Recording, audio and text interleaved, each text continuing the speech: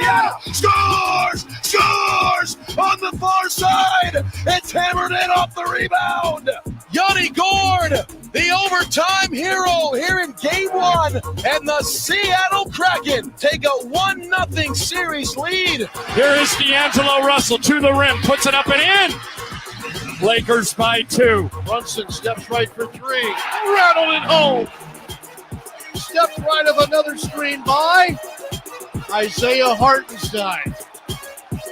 Hartenstein's got fingerprints on all the plays, the big plays, doing the dirty blue-collar work. The 0-1 to Freeman is a high fly ball to right. Castellanos going back. He looks up, and it is gone. Double digits for the Dodgers tonight. A 2-run shot for Freeman. It is 10-1 Dodgers. Swinging a base hit to left, and the White Sox have won consecutive games for the first time this season, and they gain a game on the first-place Twins. Hey, good morning. Coffee and Cream in the morning on Hail Varsity Radio, powered by Currency. Damon Benning, Andrew Rogers, we're happy to have you with us. And we are live from the H&H Chevrolet stage at Hail Varsity Club Wednesday. And the sun is out, and it's already starting to be a fantastic day. What's going on, DB? Sun is out, freezing cold. That's how we already know When it's real. Try so hard. Something. Something, do it for Louisville. Yeah. You like Drake? I tried to show him. Oh, you actually knew that. That's couple in a row. I try. See, I know bits and pieces. Like I was telling you yesterday, I don't know the full song. And it was even when we said, it was like, my name is Ho, A, H to the O-V. And you said it's V, but I would have said D. Yeah. But that's because I don't know every song. Hey, so, yeah, it's cool.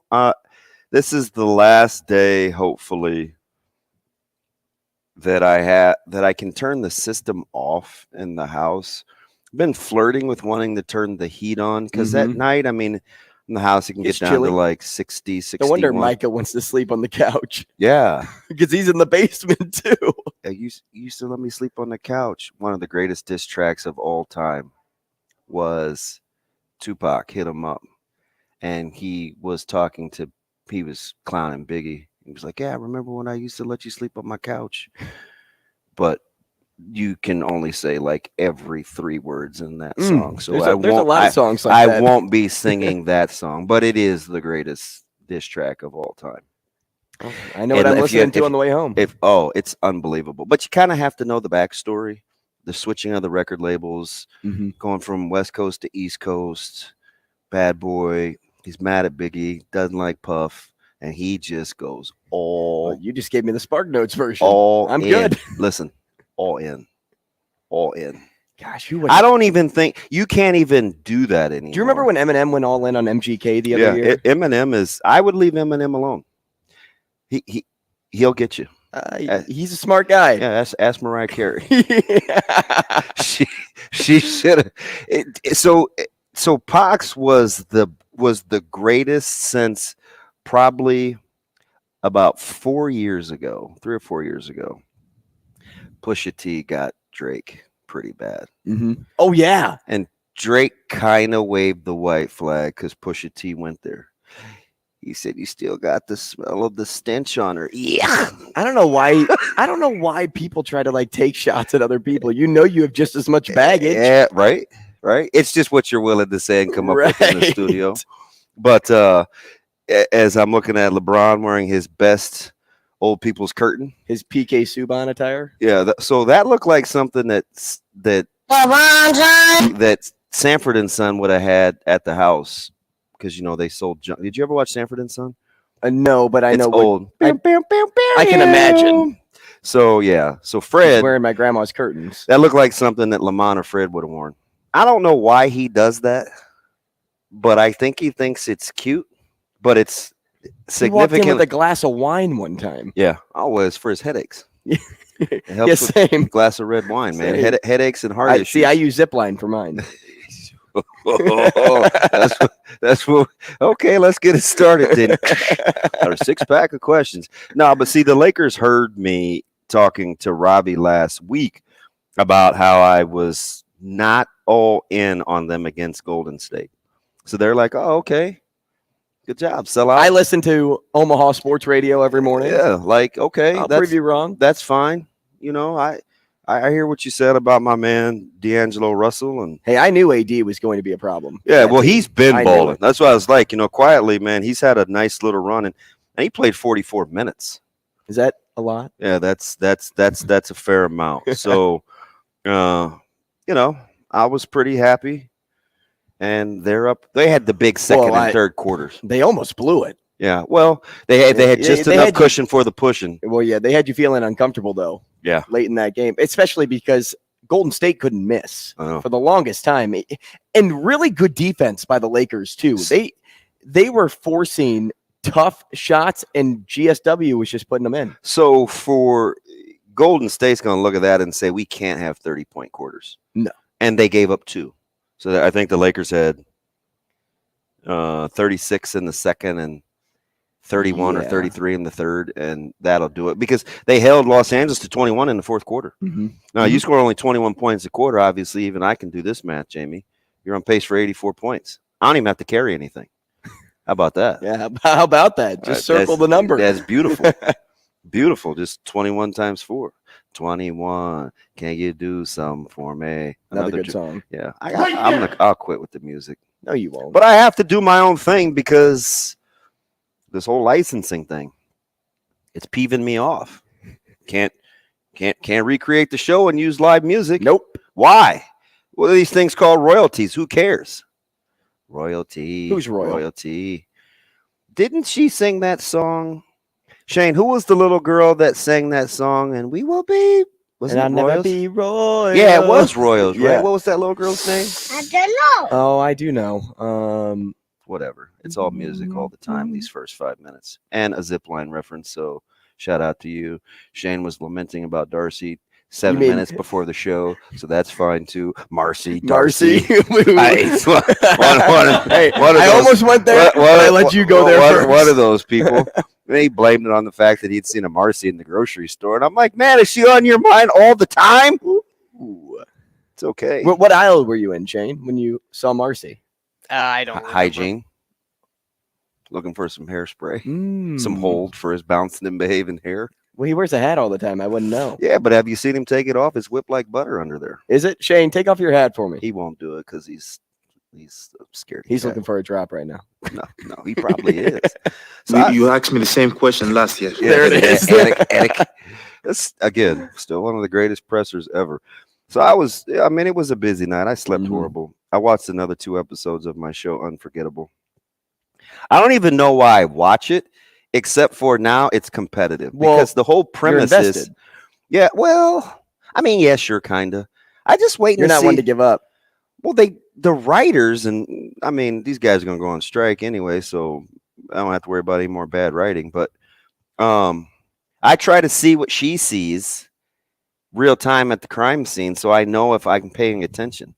Because they're always in there. It's like a choose your own adventure book. Yeah, like you an skip ahead. book. You skip ahead to see, and then you go back and read and know which one you want to analyze pick. The context clues. Yeah.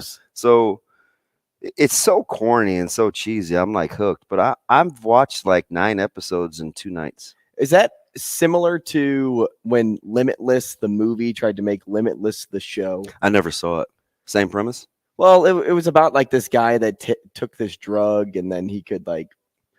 She didn't take any drugs. She had a traumatizing situation as a child. Everything in his brain would like connect, and now he's like the smartest man alive. That unlocked her. Yeah. She can't control her emotions, but wouldn't it be awesome? That just makes her like a lot of other people. Limitless, the TV show, much better than the movie. Is it? But I saw the TV show before I saw the movie. See, I've only seen the show one episode of the show. I've never seen so I can't make that assessment. But wouldn't it be awesome to have a photographic memory? Yes and no. Ooh, why no? Because as I've seen in this show, careful what you ask for. So that means you remember all the bad too. Sure. And she can't shake it. So sometimes she has like these episodes. Man, I could have used a photographic memory in school though. Look at this photograph. Every time I do it makes me laugh. Something.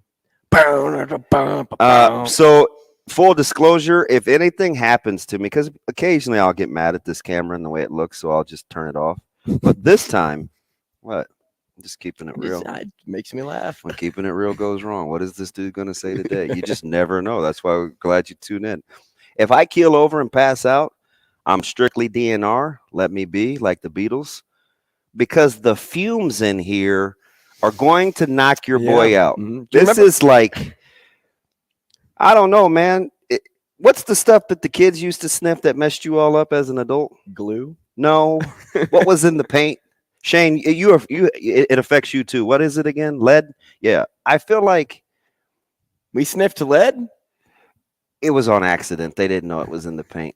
I don't think you can do it anymore. But I feel like whatever they painted, I feel like whatever they painted this with, it's out to get me because I am nauseous as all get out. I think it's just normal spray paint. My dad spray paints on the regular. WWBD. He is Mr. Spray Paint. He's really? Like, he goes and like takes something from my grandma's basement or find something at Goodwill or I got some lawn furniture. Dude, he will spray paint the heck out of it for you. And he would do it because he enjoys it. Really? Like How is spray painting therapeutic? Pulls out the blue tarp. Yeah. Oh, Lord. Shakes the can and you can hear that metal ball in there. Yep. And then just starts going to work. Every time we drive like home. Is that pretty good? We used to, pretty close. Shout out to DB. We would drive like down our subdivision into the driveway and he'd be spray painting on the side like further down the sidewalk, and it was just burying his natural habitat. Spray painting. You say subdivision, I say block. Yeah. Oh, my block. Oh, my subdivision. Yeah, my subdivision. Yeah. What does that say, DB? Where are you going with this? Nowhere. Absolutely nowhere. The only blocks I ever used were to build things in my basement. Did they still have those when you were a kid? Blocks? Yeah. Yeah. Oh, yeah. Well, I mean, maybe. Were you a Tetris era guy or is that me? Tetris, yes. We played Tetris on the computer. Okay. So you understand. And where else would you play Tetris? Shapes and pieces and stuff. Yes. And spinning them the right way and trying to get that line to disappear. Have you seen the Shane?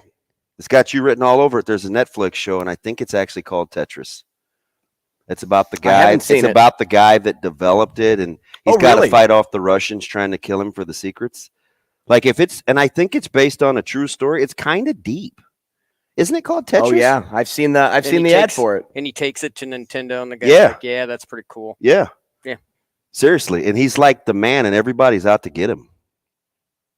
Yeah, that's it. I was like, maybe I should watch this. And then about 5 minutes. So it's a doc. Is it a docu-series? No, it's a. Why are you trying to distract me? Sorry. No. You know, there's a lot of docu-series coming out right now. Hey, time out over there, Pocket Hercules. Didn't you just pull it up?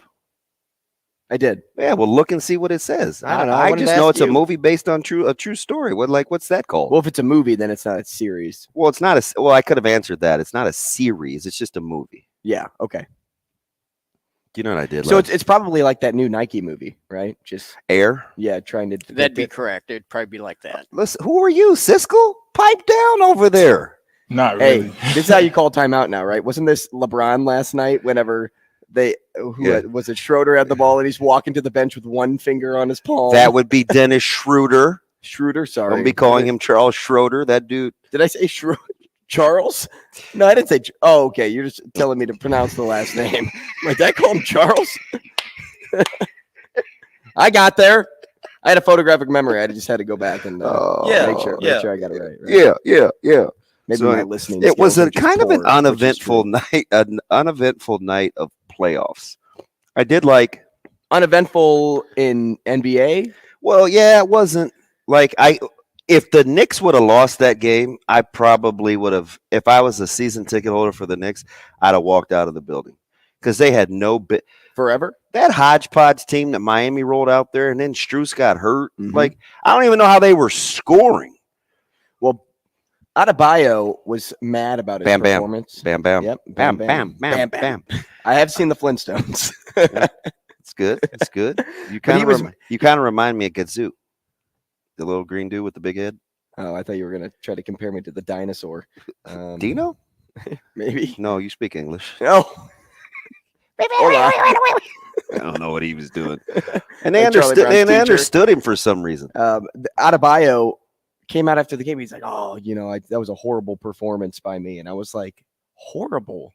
Like, I wouldn't really call it horrible. Like, I mean, you didn't play great, but I wouldn't like go to the extreme and be like, oh, we played horrible or I played horrible. Pressure's down because they keep playing in front of A. Abron, who's been at the last 2 games. Yes, he has. And he was at the Rangers game ingraining himself to the New York fan base. I think.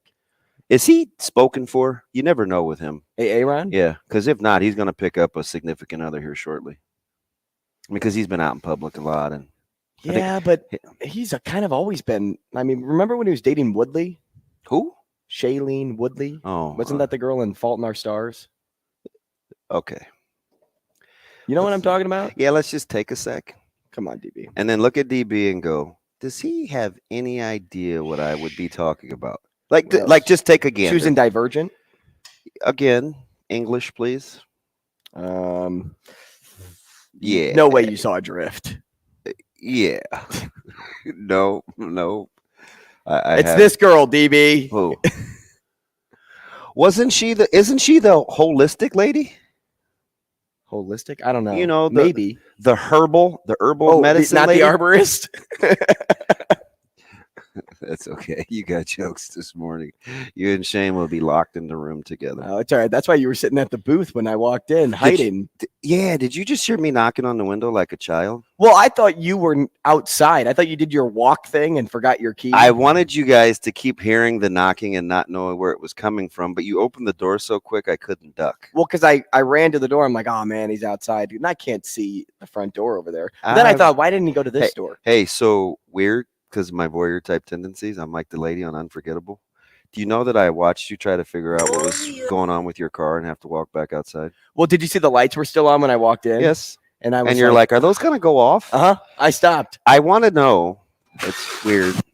And that's when I had to call Darcy. Why were you watching it for so long? Like, why didn't you just go out there? Well, so the lights stay on for like 5-6 seconds after I hit the lock button twice. So I sat there and I'm like, maybe it's a little delayed today. Are you bothered that I was just staring and without you knowing? No. Okay, that's good. I'm a big people watcher, so if I can do it, everybody else can do it. Yeah. I'm just like off in the booth down there. When you saw the lights were still on, though, did you think right away like he's gonna have to go back outside? Yeah, I wanted to laugh, but I thought you could click it. But I saw you do something with your hand or something, and I was like, oh, he's gonna try to fix it. But then when it didn't go off, I was low key laughing. So when I was knocking on the window and I wanted you guys to see where I was, you came out so fast I couldn't duck behind the seat. Yeah, I see you. You're sitting right here in the booth and you're looking at me and you're just like, yeah, I was like, smile like busted. Like those are the kind of crime. Most people are just trying to figure out how to finish their lesson plans or get on their lawn equipment or build construction buildings. I'm over here playing games, knocking on windows. Hey, speaking of your lawn guy, remember the guy you hooked me up with yesterday? Yeah.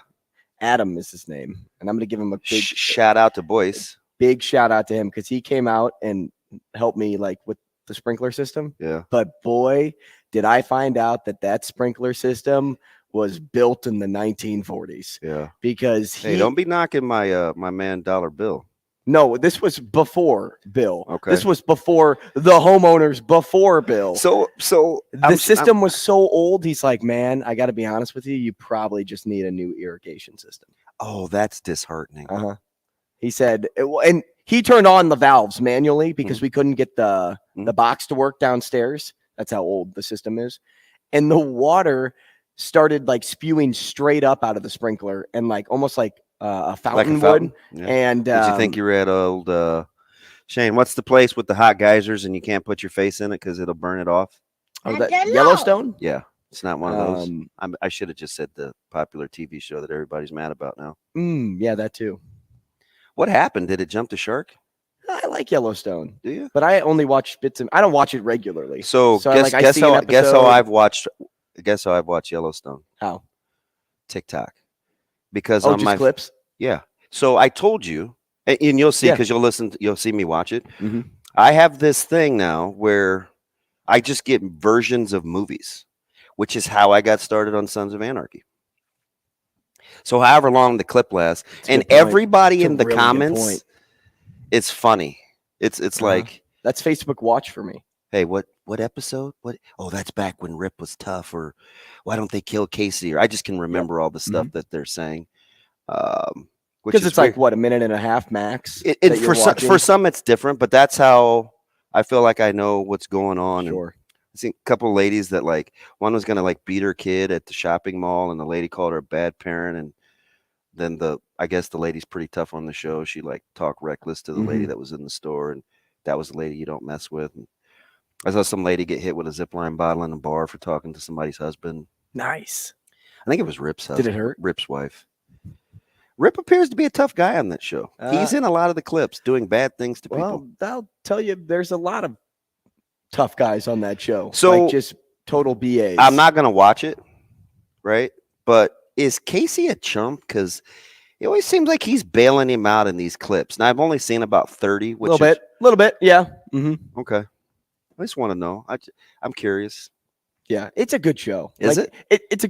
It's kind of like a cool, like family oriented, like the family. Like, but if you're I heard not it was violent. It is, but I'm saying like the family sticks together in the show. Oh, that's cool. So the like, family that kills together stays together. Exactly. So like some Gotti type stuff, or? Maybe something similar. Tony Soprano. Yeah. Although he whacked his own family sometimes, so sometimes that's got to happen. No. You thought I was tough? This jump will kill you. Oh, what's up, Apollo? Good morning. R.I.P. Should we go to the phone? I know this guy can last maybe 1 minute with his. Who we have? I can't see. We have out of breath Brian here with us. Oh yeah, let's talk. Let's talk to Brian. Brian, thanks for sticking around for the majority of the first segment. Let's talk the Lakers. Yes, sir. How you doing, fellas? What's up, buddy? I had to call in there because I got into a little conversation with your substitute host, Robbie. Oh yeah, they went round and round. He had the nerve to post the amount of free throws, the difference in free throws between the two teams. I had to point out to him the amount of 3-pointers shot by a team and compare it to the amount of 3-pointers missed between the two teams. Florida State took 53 3-pointers and missed 32. Yeah, they were 21 of 53 from behind the arc.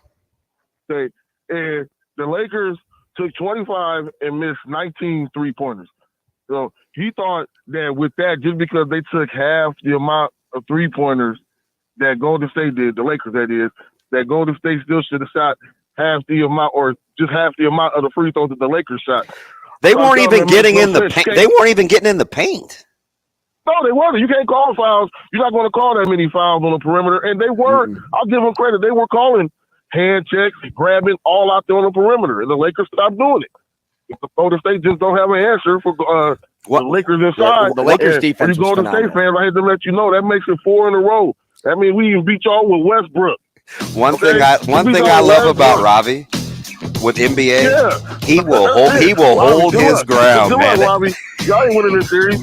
Y'all not. I'm so sorry for you. All right. Thank you, B. The real Siskel and Ebert is on hold. We'll come back to him after break. That interior defense, though, is phenomenal. Yeah. They averaged over 8 blocks a game against the Queens. Oh, the Queens. Kings, I'm sorry. Oh. I had the TV show. It's not Sacramento Queens. I had TV shows on the brain. Wyatt, stay right there. Yeah, let's talk more. Coffee and Cream. Stick around here on Hail Varsity Radio. Rogers and Benning will be back in 5 minutes.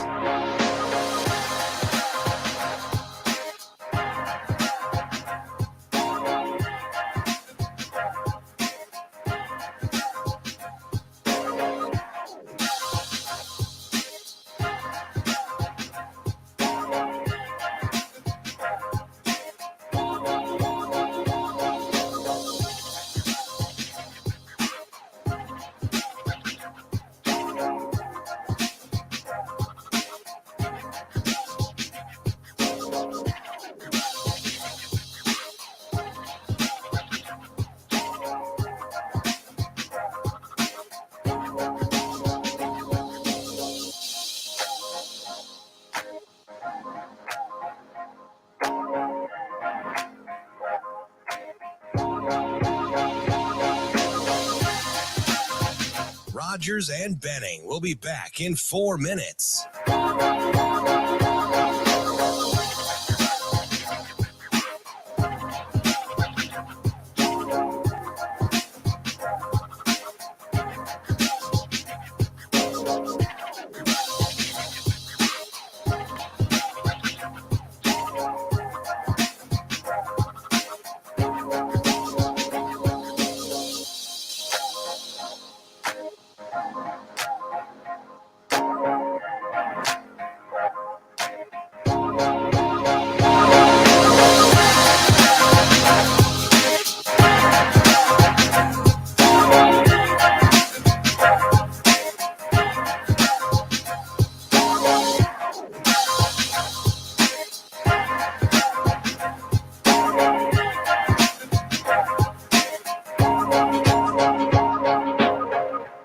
Rogers and Benning will be back in 3 minutes.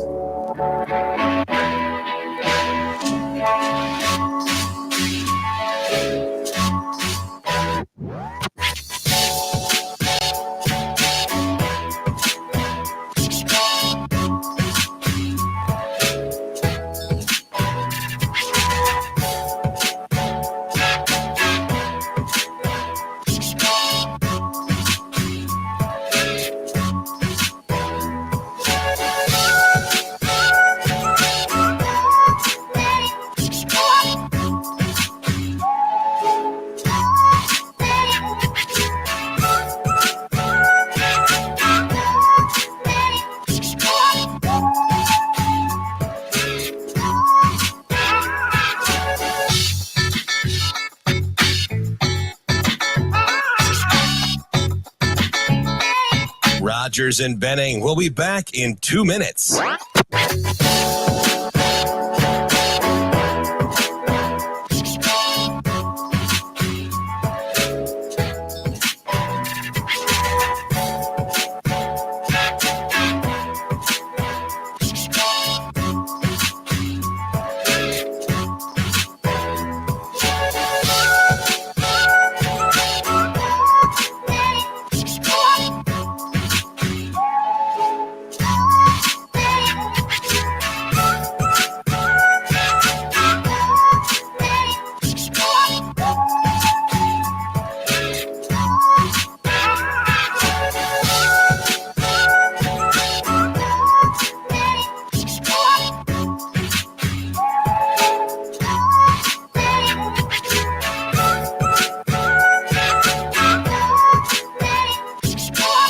Rogers and Benning will be back in 1 minute.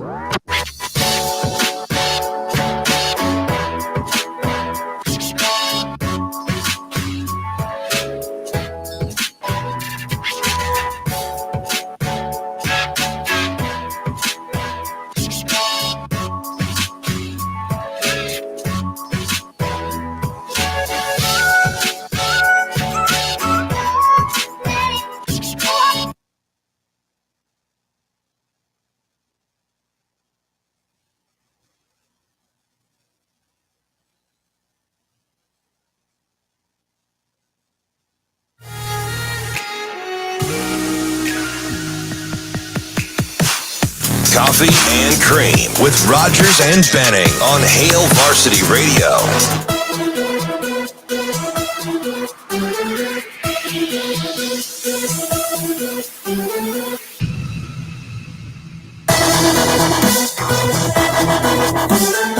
Hey, hey, hey. It's Fat Albert. We're talking TV shows. You ready? Hey, hey, hey. What you got to say? There it is. Hey, Mudfoot. You know what we're here for? Lay some treats on us. I just not bad. Not bad. Listen, man, it's been a long couple of weeks, man. Your boy is, and I'm fumed out. You're also in your sweatsuit today. I just realized. It's not matching, so don't get off. Hey, get off me. Listen, the color scheme. I now see the sunlight coming in. Don't be that dude. I ain't wearing a matching jumpsuit now. Okay. Although I see the stripes up the arms, the stripes down the pant legs. You're fired. I remember we used to be friends a couple minutes ago. That was cool. I kind of like it. No. You give a dad look. Oh, no, you didn't. You're a dad. It's fine. I can't stand you. You're over here running outside like in one place. By the way, I made the mistake of squatting just to be showing off. Yesterday. With weight or without? Oh, there was 2 wheels and a quarter.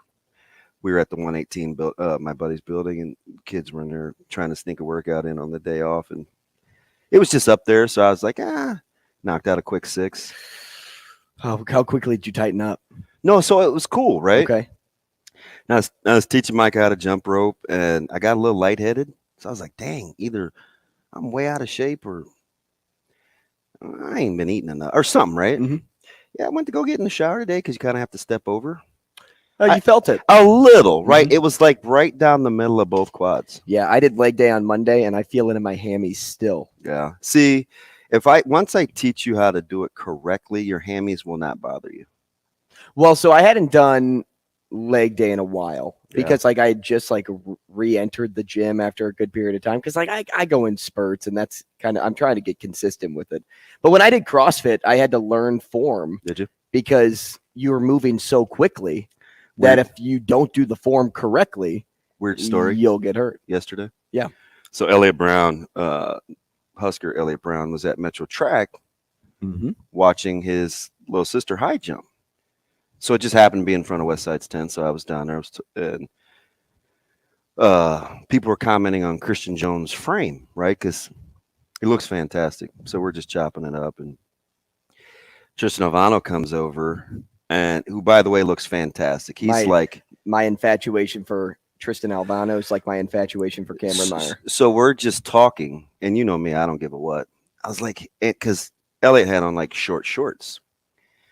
And he's got very good definition in his right above the like knee area and the quads.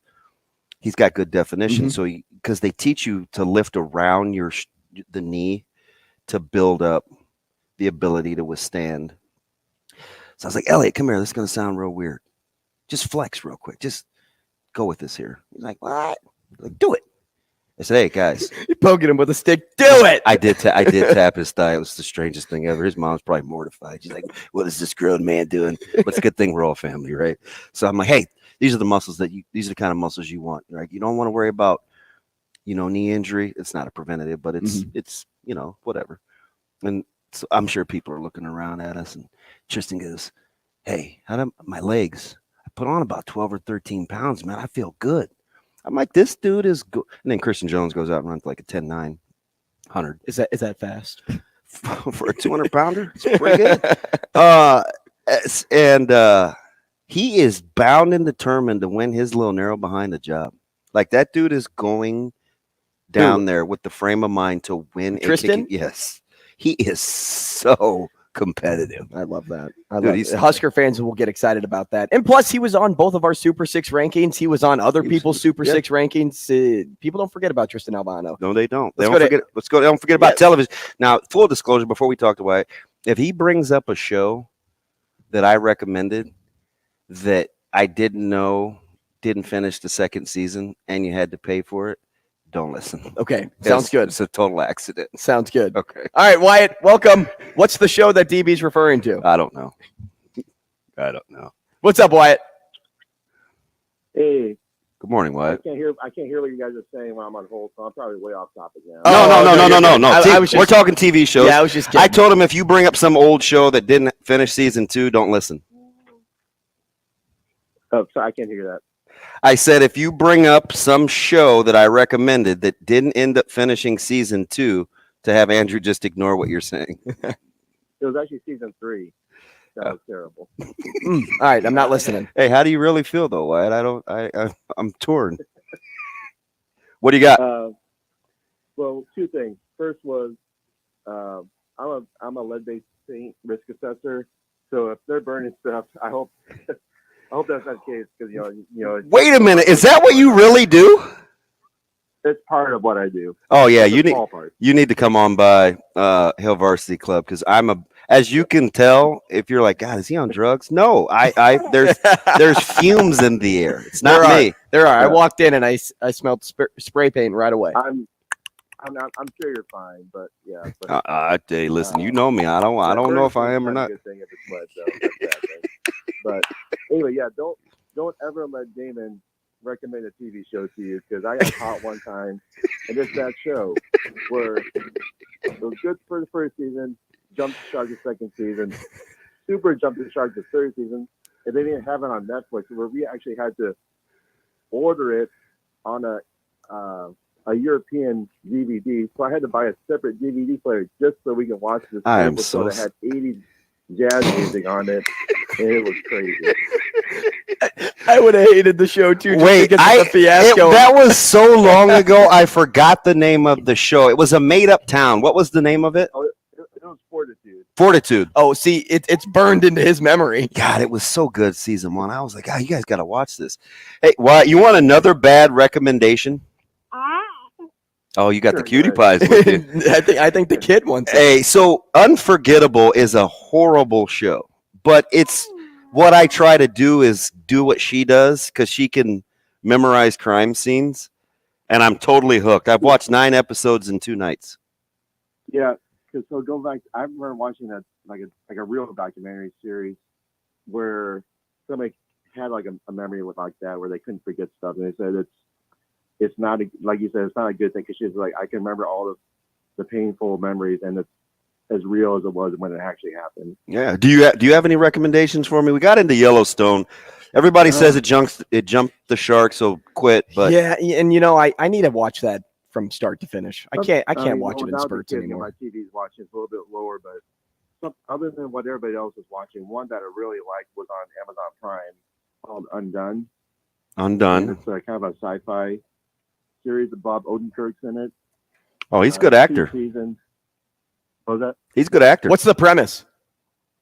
They basically, it's kind of like she has some mental health issues, but since she's kind of like traveling in time where Bob Odenkirk had died, is her dad. Okay, I'm not watching this, Wyatt. It's got partly animation in it. Like, what's going on, bud? It's that rotoscope animation, like Scanner Darkly type. Oh, so it's live action, but they just animated over it.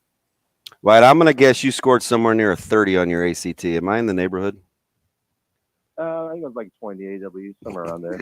You're in the neighborhood. I started to text you the other day that Hy-Vee had chicken thighs, 99 cents a pound, but I forgot you guys don't eat chicken. No, I eat chicken, but yeah, the wife doesn't eat the chicken anymore. Eggs were only like $1.18 too, man. I was your guy, and guess what? It wasn't Asian related. Although you could probably put eggs in fried rice, but yeah. Outside of that, just throw some soy sauce on there. You're good to go. Hey, Wyatt, do you know how to make really good fried rice? Because I'm actually in the market for a good recipe. It's stop. I told David this. The frozen fried rice over at Baker's is actually really good. That's say less. I'm never making like a kimchi fried rice. That's what I just make it quick. And it passes the test, huh? Right now, yeah, what you get passes could. Hey, so your buddy, our mutual great grocery shopper, told me that Baker's has 60 eggs for $11 or something like 60 eggs. Dude, he buys one every 2 weeks. Okay. Yeah, well, yeah, that's the thing because we have chickens. We used to have our girls. They're too old now, so they don't lay. But yeah, we used to have a surplus of eggs, but not anymore. Yeah, I'm just trying to help out. Wyatt. One bad TV show for one good shopping experience. How about that? Have a good one, buddy. You too, man. Take care. Hey, thanks, Wyatt. We'll get to Michigan Lance after the break. So, Lance, stick around. We will. At least he wants to talk sports. We will continue sports conversations. Hey, we are entertaining, though. And that's all that matters. Is it? I think so. I want people to feel like that we have a broader knowledge on things other than just sports. Well, you opened yourself up yesterday. Sure did. Hard to top that.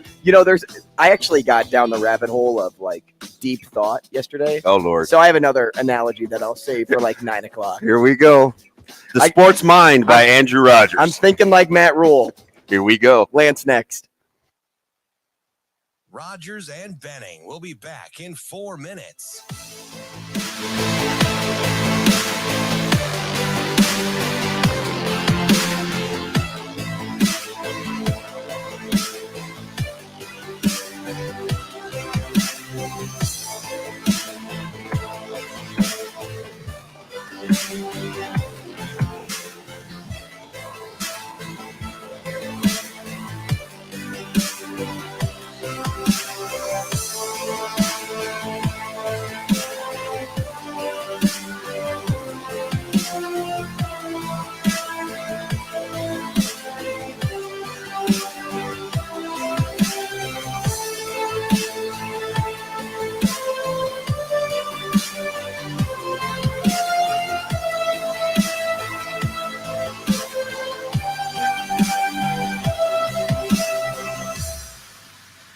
Rogers and Benning will be back in 3 minutes.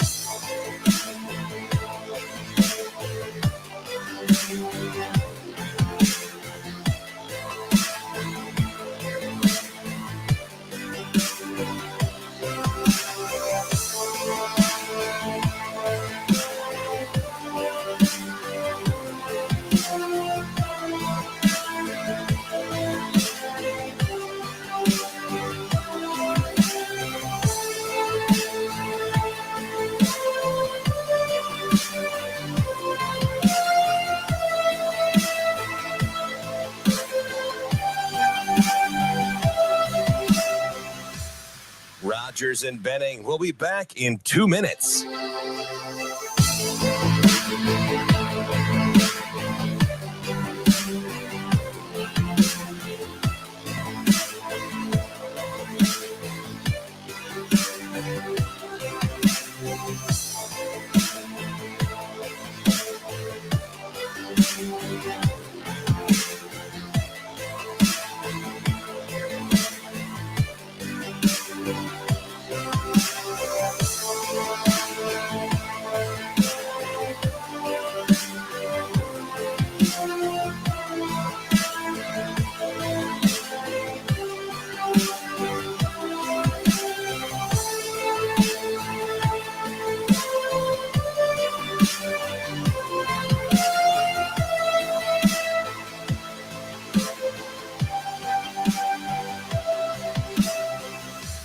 Rogers and Benning will be back in 1 minute.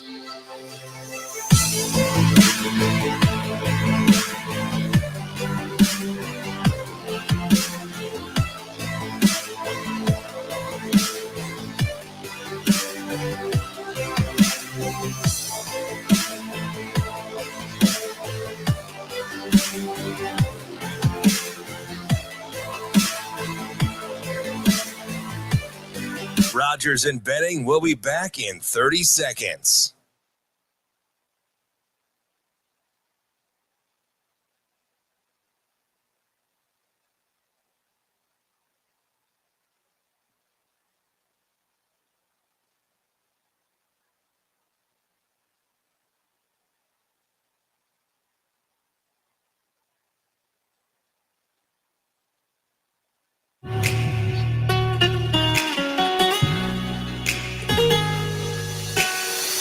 Coffee and Cream with Rogers and Benning on Hail Varsity Radio.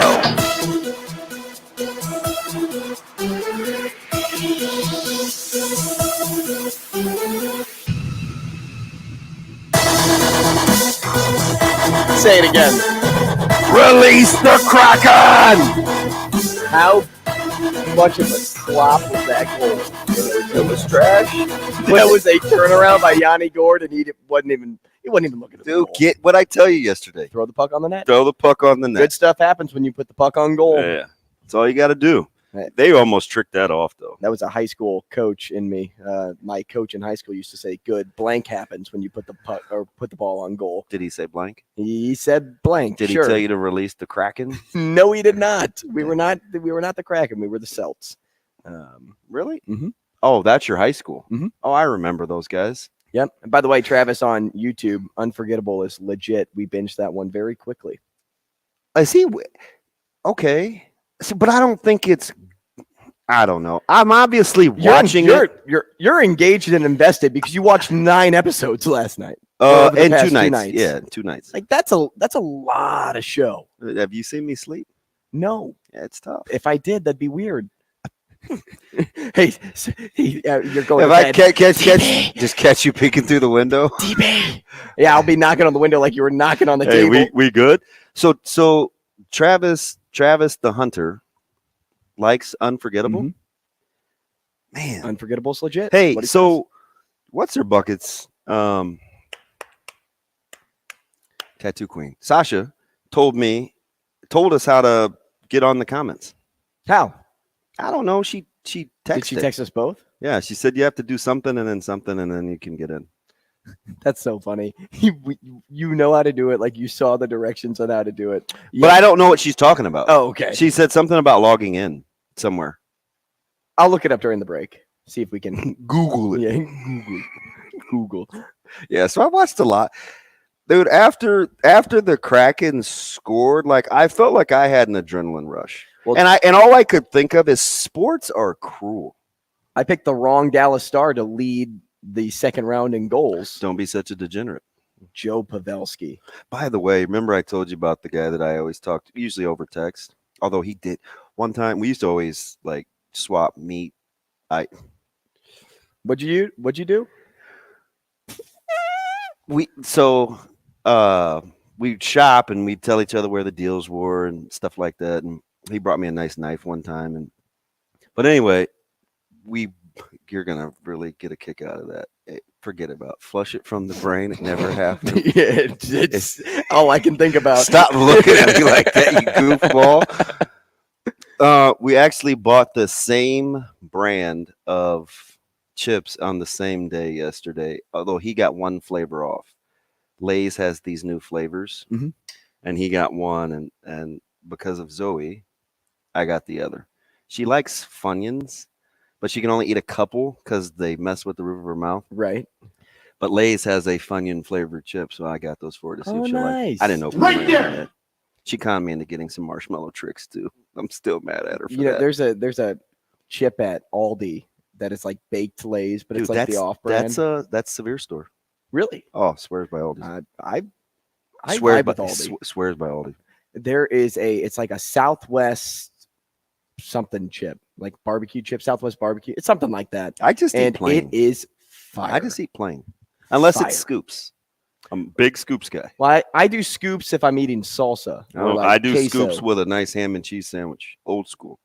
Munchy, munchy, munchy, munchy. You're the first person Fritos under corn chips go with lunch. You're the first person under 50 I know that says Aldi is legit. Is Severe 50? A Yeah, lot he's barely of people over 50. that I know that shop at Aldi because it is. He says they have some of the best frozen food ever. I'm more of like their fruit guy. Oh, you buy perishables there? Cheap. Huh. Apples are apples, right? Absolutely not. Bro, have you ever had? You're joking me with that, right? That's the one fruit that is. That ain't wet. Shut up, man. That would have worked out better if you did that 2 minutes ago, Shane. Exactly. Let's go to Michigan, Lance. Lance, Pickle on the chicken sandwich. Lance, you like pickles on your chicken sandwich? No, I'm just kidding. What's up with the Lakers? Hey, good morning, boys. Hey, what's up, man? Hey, good morning, man. Well, you got your DJ radio voice? AD. Yeah. All day. Animal. Hey, he's on some win by any means necessary, isn't he? Yeah, I was messing with Drew down yesterday. Quietly, he's had a good 4 months. You said quietly he had a what? He's had a good 4 months. He's played. Man, played well. It seems like it started with the when LeBron broke the record, and LeBron had the foot injury, and AD took over. Right. And but remember he was sitting down and people were like, well, why isn't he celebrating LeBron? But he was just really mad that they were losing. And, so now I go back like, oh, okay, AD, you didn't flip the switch. You tired of people calling you Mr. Glass and street clothes, soft, and Barkley had to apologize. Right. Yeah. I mean, he did do it to himself now, but he's toughing through like. Hey man, I give him respect. Like, okay, he was up and down, but it's like, but you were doing other things. You were doing winning stuff, rebounds, blocks, defense. You know what I mean? So I'm like, okay, AD, I see you on a mission, man. I like it.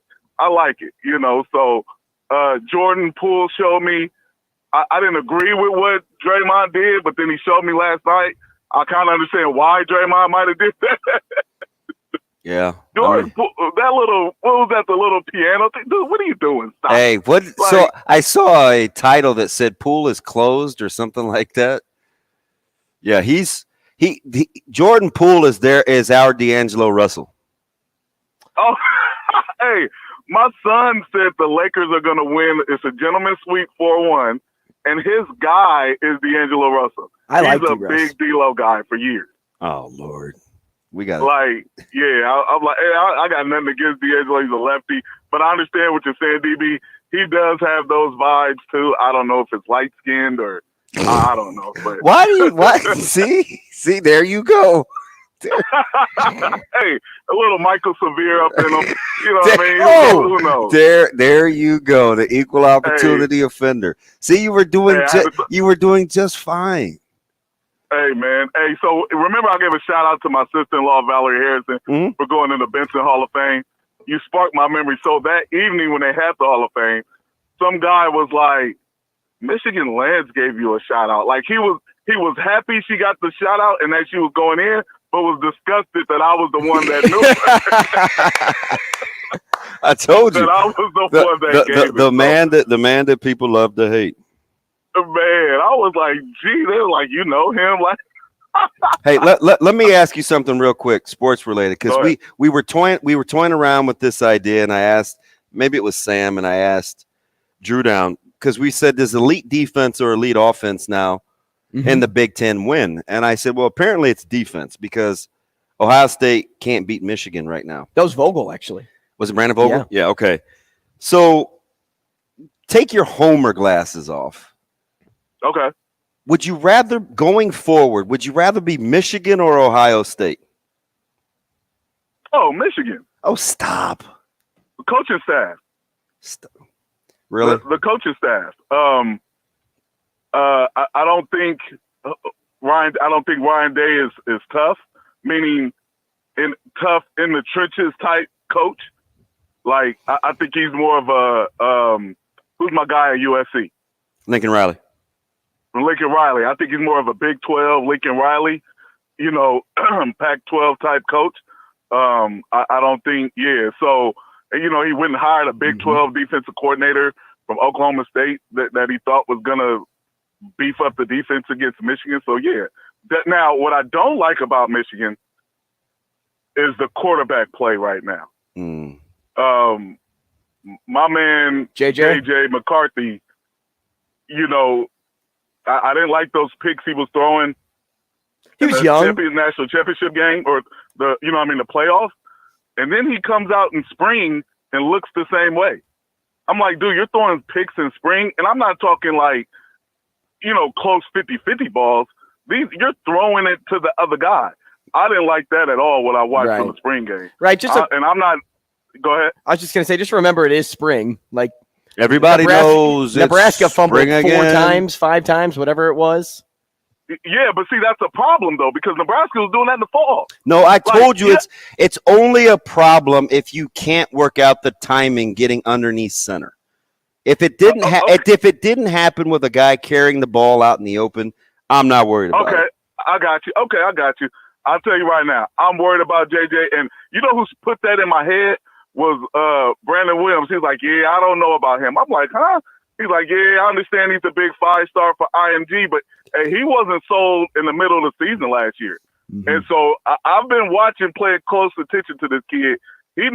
I need to see improvement, a big improvement, for us to win a national championship. Well, you arguably have the best running back tandem in the conference. Exactly, right. And Sharon Moore, the offensive coordinator, he doesn't have to share that. The other guy lost that game for us. I didn't like Harbaugh with the co-offensive coordinator. That lost us that TCU game because we played TCU ball.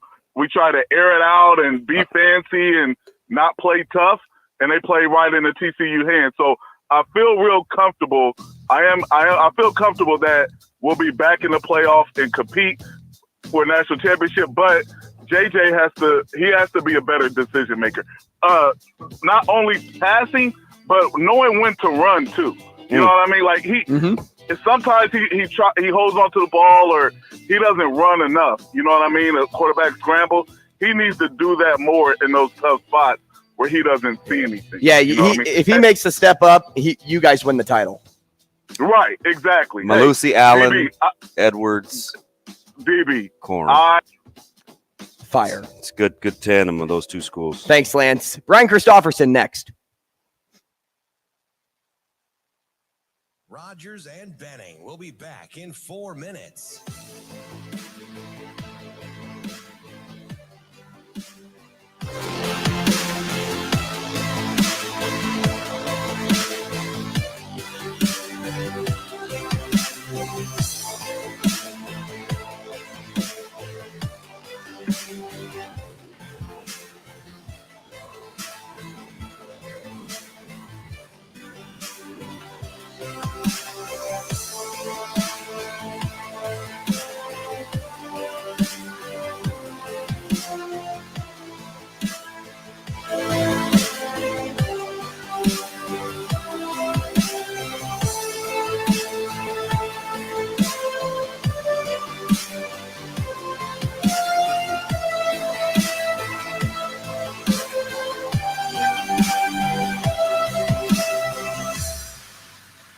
Rogers and Benning will be back in 3 minutes.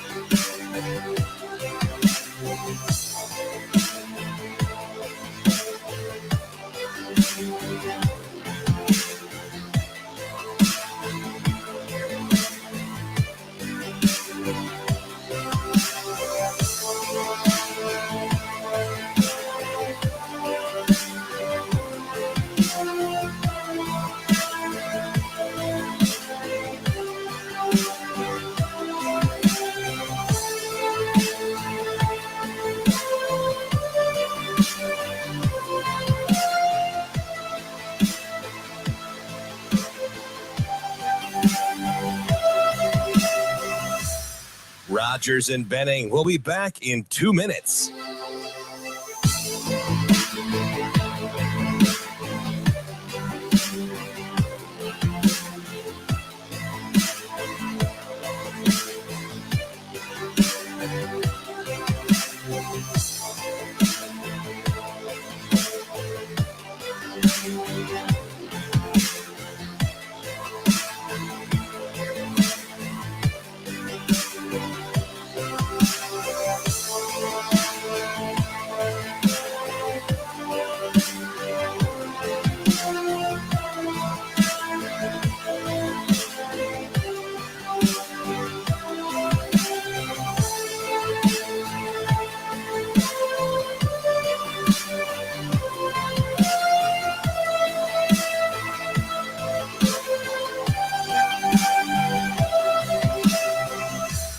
Rogers and Benning will be back in 1 minute.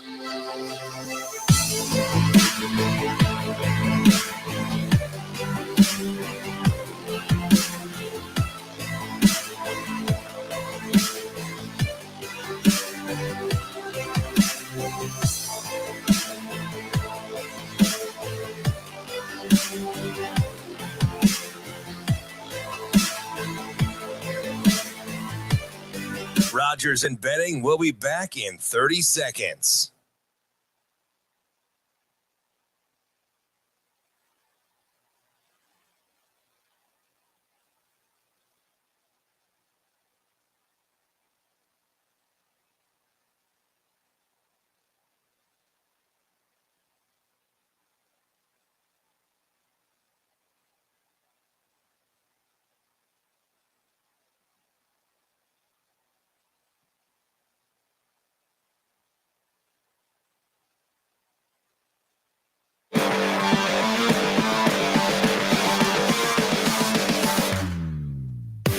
Coffee and Cream with Rogers and Benning on Hail Varsity Radio. Here is Husker 24/7 senior writer Brian Christopherson. Yeah, it'll be a little bit of a circus act. Brian Christopherson. Well, I mean, that's pretty interesting. Brian Christopherson. I kind of enjoy that. Here is Brian Christopherson. Welcome back. Top of the hour here on Coffee and Cream in the morning on Hail Varsity Radio, powered by Currency, alongside Damon Benning, Andrew Rogers. We're happy to have you with us wherever you are listening. 590 here in Omaha. We're live on Twitter. We're live on YouTube. And we are live from the H&H Chevrolet stage at Hail Varsity Club, as we are every day for the show. We appreciate all of you tuning in and chiming in at different points, whether it is via Twitter, via YouTube, even when you give us a call, 888-638-4876. Now, I'd say don't give us a call now because we have only one caller for this segment, and he was in the intro. That's Brian Christopherson, and he's here with us now via StreamYard. Brian, good morning. Good morning, fellas. How you doing? B Sizzle. Sound great. I kind of like the radio voice, man. It's like, good morning. How are you doing? I sound deeper? I sound more like a man, Damon? Yes. Give me a Husker update, DC. This is the DJ. You have 30 seconds, and you have to give me a Husker update. Go. A Husker update on what would you like to hear about? About the 10 transfers. How about Nebraska basketball's off season? Let's do that. Good. Yeah, hometown lad Josiah Alec is returning to be a Husker. I don't know. He goes, I don't know. I can't do it. I can't. You can. You can, BC. You can do it. I can't get that old blank of yours in the end zone. We got to win this thing. I can't pretend I have that voice suddenly when I usually sound like a guy going through puberty. So, hey, no. So lot of Royals fans locally. You got your man Mike J. Schaefer, who's the Guardians fan. Are you the best of the rest by default, or are you going to end up being better than you think? BC, what's up with your Twins? Twins are going to win mid to high 80s, I think. They have really good starting pitching. The rest of their team is very average. So that's the quick update on the Twins. The Guardians definitely could still win it. It's between the Twins and Guardians already, it feels like. Although, don't be shocked if, like, the White Sox, I'm a pessimist, as you know, that if the White Sox just, like, sweep the Twins and they start to pump their chest, even though they're like 11-21 or 9-20. Gray, Ryan, and Lopez are pretty good, though. Well, you know what's funny about that is you weren't sold on them coming into the season. I did like their outfield. Remember, I told you. I meant the pitching, though. Yeah, I was worried about their pitching. I did like the upgrades you made defensively. I thought you were going to give yourself a chance, and Joey Gallo still strikes out. But outside of that, I mean, hey, go Gray, Ryan, and Lopez. Get guys out. Yeah, Pablo's a nice ad. Although I don't know, is Luis Arraez still hitting like 500 with the Marlins? Maybe yes, he's insane. Yeah. I love Luis. I always will. He won my heart, and it doesn't matter if he could go to another AL Central team, and I'd have to just like step out of the room when he takes his at bats. That's how much I love him. So Andrew's kind of in his feels a little bit because we were talking about the Royals a lot of it, and he's like, "Well, St. Louis is not very good," and I was like, "Yeah, the state of Missouri. At least Missouri had to beat Kansas last night in college baseball. At least, and Missouri State beat Omaha. Which I wasn't happy about. Somebody had to win that game, so at least it's looking up for somebody in the state. It just happens to be the college team in Columbia. Yeah, the Royals. I knew it'd be a tough year, but it might be a tougher year than I even suspected. Them and of course, my colleague Bruns is a big A's fan, and that's just a torment. Moneyball was on the other night, though, so I was about to text him, say, just go watch that like every other night or something. For the rest of the year. They had a little Miller on Miller crime last night. Those guys were dueling. Yeah, they did have a good. I don't know if they won. Mariners ended up. The only reason I pay attention is because I actually have the Mariners in the World Series. Yeah.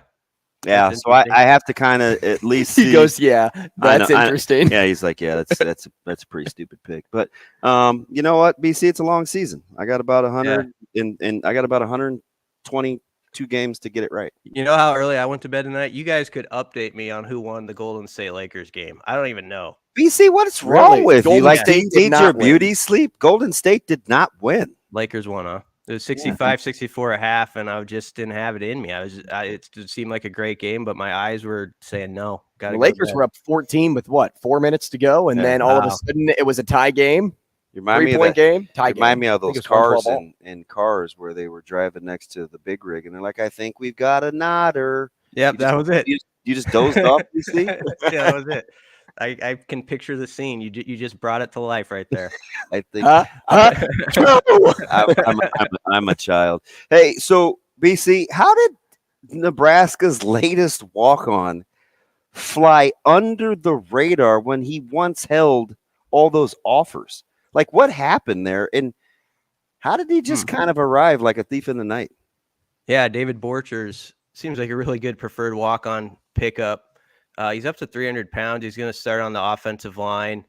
It was one of those deals where he got the early offers from the bigger programs. Like Iowa State, I think, offered him in 21 when he was like sophomore or something. Nebraska came in pretty early too, and they liked him on the defensive line with the last staff. And I don't know, this happens once in a while with their recruit where there's changes within their position coach or whatever, or the whole staff. And the main schools that are after him just sort of fall off. And that's what occurred here. And so he was going to go the Iowa Central route, play some JUCO, build himself up. He's really a confident kid in his skill set. Yeah. He comes in from the same school that North Scott school that Dylan Parrott, who's on the O-line that Nebraska does, who Rule has actually commented about liking the look of just the size. I don't know how he's actually translated to the field. But yeah, he's just, 300-pound guy that not on scholarship, nothing to lose from Nebraska's end. They called him up about 2 or 3 weeks ago, said, hey, why don't you come and visit? He refamiliarized himself with the town, liked the staff. He knows Raiola already a little bit, and very motivated dude. He says, I'm a Big Ten lineman. I really believe it. It's just got to go prove it. I just needed the opportunity.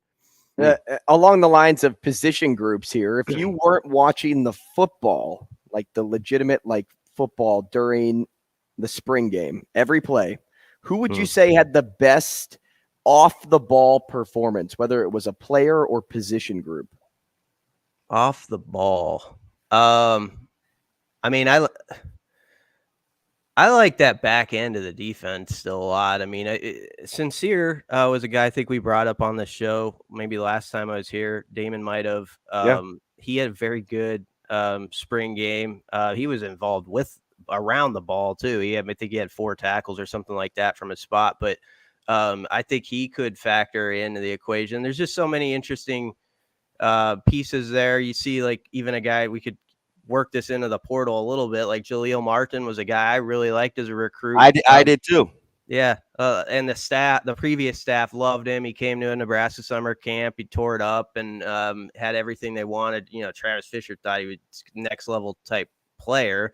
Maybe there was a little embellishment there, but the bottom line is there was just so many guys back there that I think are solid and give them options that you're going to lose a couple along the way. And so that's sort of sorting itself out. But I do think a guy like Sincere could be someone to watch. A guy like Dwight Boodle seemed like he was intriguing him at the end of spring after he got healthy as an early enrollee. So I would say the back end. If you're kind of paying attention to the scholarship deal, and they'll get close, right? Because we don't know, who's actually going to leave, who's just going to go to school. I do imagine if it's not official, it will be soon. Borkature and Bullocks have got to be on scholarship. When you're looking at that second level, well, tight ends too, for that matter, with Borkature and Bullocks coming up, how competitive is or isn't it, do you think, will it be between Henrich, Reimers? Obviously, Bullock has made his impact. Which one of those guys of those three, we'll start there because I'll get to the tight ends in a second. Which one of those guys could you see potentially being on the outside looking in? Well, I don't know if I'm ready to frame it exactly like that, but Nick Henrich, I've been worried about that injury, just like how long, when you've been dinged up sort of throughout his career as he has. And so that's where the lane I would travel. And I worry a little bit about that after multiple setbacks like that. And I know the last one was a pretty tough one. And so, when you're not out there in the spring and other people are getting a chance to really have their influence in front of a new set of eyes, you never know what's going to happen. So, yeah, he's going to have to be a guy who, when he comes back, he was a great leader within that group and one of the great guy, like when you talk to him and stuff. So you really root for him. But, yeah, I would say if I'm any of those veteran guys, I'm on my toes right now. And I'm thinking this is a new ball game over here. And there might be some people who didn't have opportunities before that are getting theirs. There's newcomers that are in the mix. You've got your, they're moving all around, but you've got your MJ Shermans and your Chief Borders and all these guys that are factoring in. And yeah, there could be a guy like that has been a veteran that has played a lot of snaps, I suppose, that could have to really fight to just have that same opportunity again. Pleasantly surprised, or you kind of saw it coming? I used to be the closet president of fan club of Borkature, but I think hopefully everybody else is picking up on that. Hopefully everybody else is coming around. Did you kind of see this emergence coming, BC? Yeah, I'm not the brightest bulb, as you guys know, but I did think Borkature early on, just the way Sean Beckton would talk about him. And I was also thinking man, he's getting a lot of buzz for just right out of high school. His first year in the program, he was already a guy that everybody sort of was responding to or talking about. And I know, like, early last year, I think it was a Northwestern game even, he popped in after the injury to Vokalek, and he had a drop or two. And it might have happened again the next week. And it was one of those deals where I think sometimes within the fan base, there's that first like impression on a guy that sort of settles in, and people have a tough time shaking. And I felt like Borkercher maybe had to shake that with some of the fans throughout the season. But people got to remember, he's a really young player. Now, I mean, he was. Now I suppose he's kind of making that segue into, I know what I'm doing out here. And it showed in the spring game. I thought he belonged every bit as much as all the other guys we talk about. And I understand why there's all the talk about Thomas Fedoni and Eric Gilbert, but Borkercher's going to play a lot. And if you listen to the staff and the way they talk about tight ends and just all the ways they can move them around and putting 3 of them on the field at one time, going to be an important dude for this team. And yeah, I would suspect a scholarship guy whenever that moment is available. Speaking of scholarship players, as they work down to that 85 mark, BC, a big conversation we had yesterday revolved around the quarterback situation. And Jeff Sims is the obvious favorite right now, but it had me thinking just in this moment more about the number 2 than it was about the number 1. Do you feel comfortable saying that Harburg is the number 2 outright over anybody else at this moment? And on top of that, do you see Nebraska at any point, maybe in the summer or further down the line, bringing in another body to help that position group? You never say never, but I think Harburg would be the favorite at the second spot by just listening to coaches. I mean, you guys hear all the interviews. He's the one who always pops up. Obviously Purdy is still there.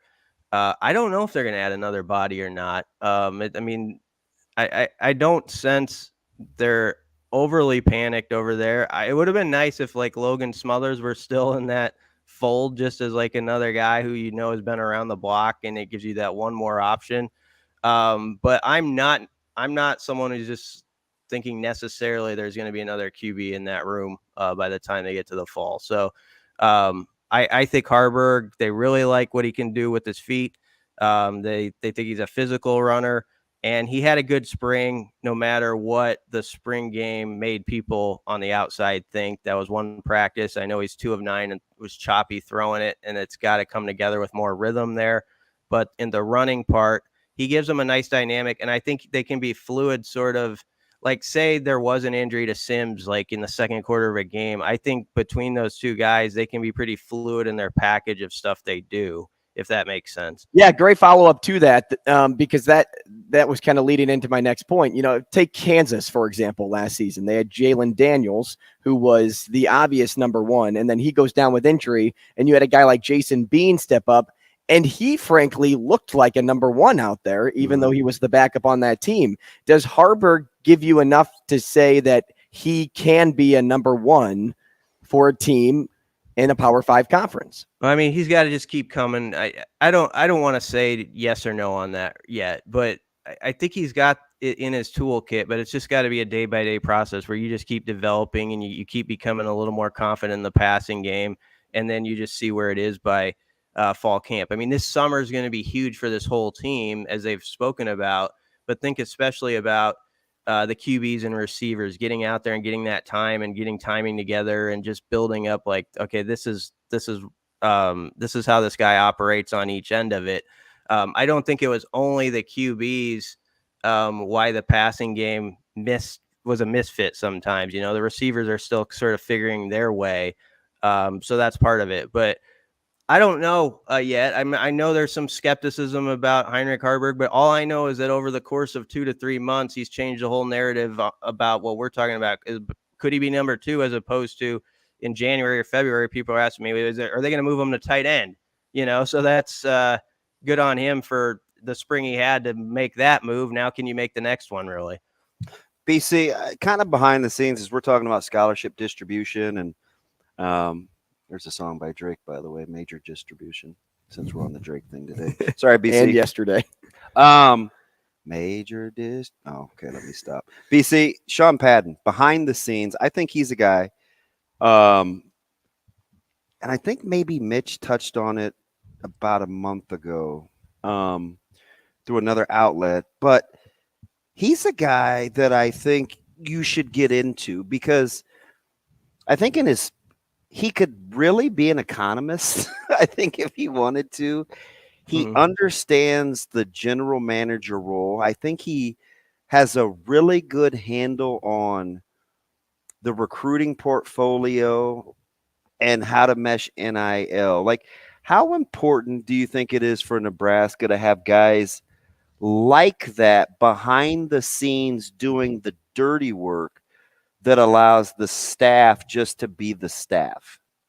Oh, absolutely. That's huge. There's all sorts of stuff I have no knowledge about, and the public won't have any knowledge about, that if you have a few guys who really know their business and can handle it, sort of behind the curtain,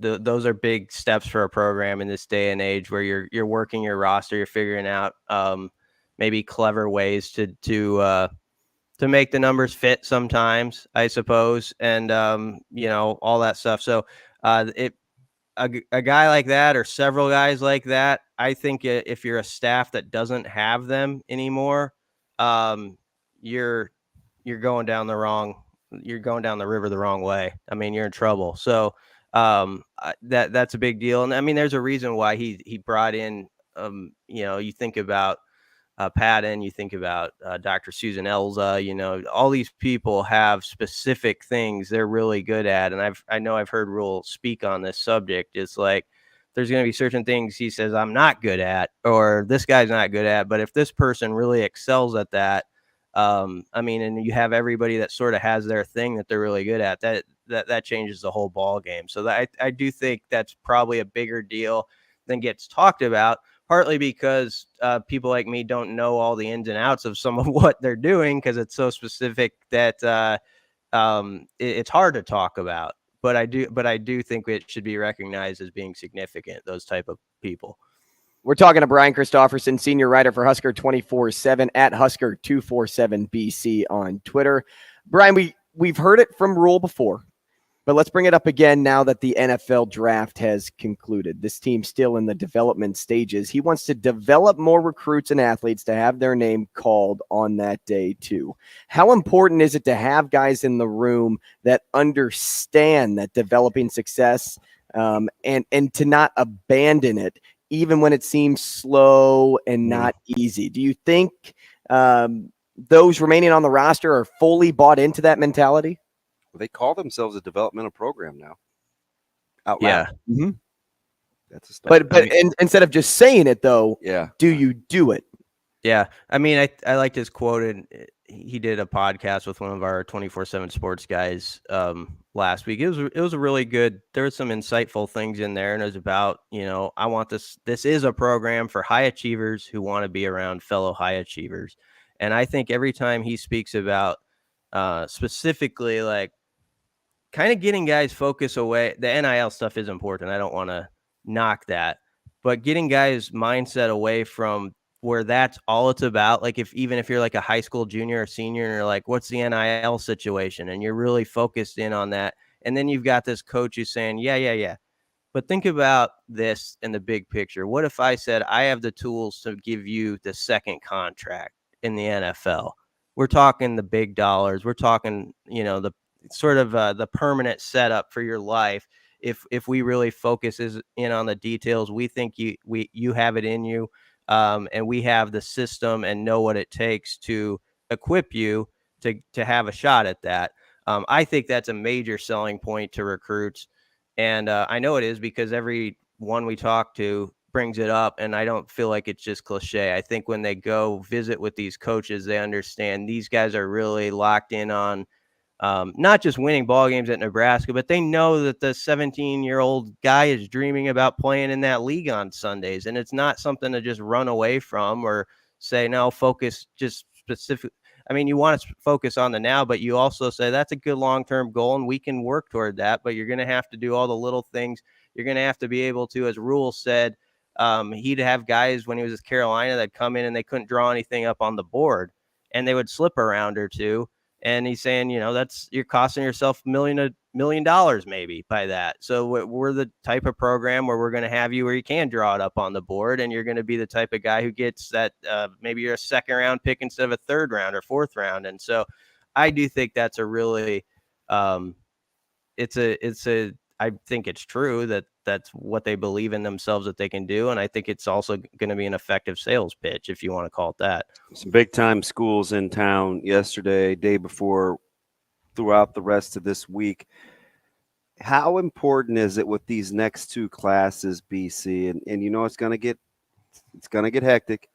We've been talking about over-unders for in-state guys, but just across the board for Nebraska to get off of somewhat of a recruitable start to the season. I don't mean success as in, a specific number, but where you can go out and start to show progress when you put words to action.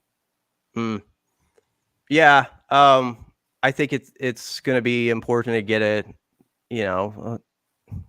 an in-state guy or two who jumps on board and adds to what you've got. And, not just the in-state guys, but in that 500-mile radius, I think they're hitting Kansas City and St. Louis like never before. Obviously, they're hitting Texas like we haven't seen. It's just a different ball game down there. I'm starting to know schools in Texas like I know schools in Nebraska. I mean, I'm starting to know the high school names and all that, who the coaches are and stuff like that. So it's just different.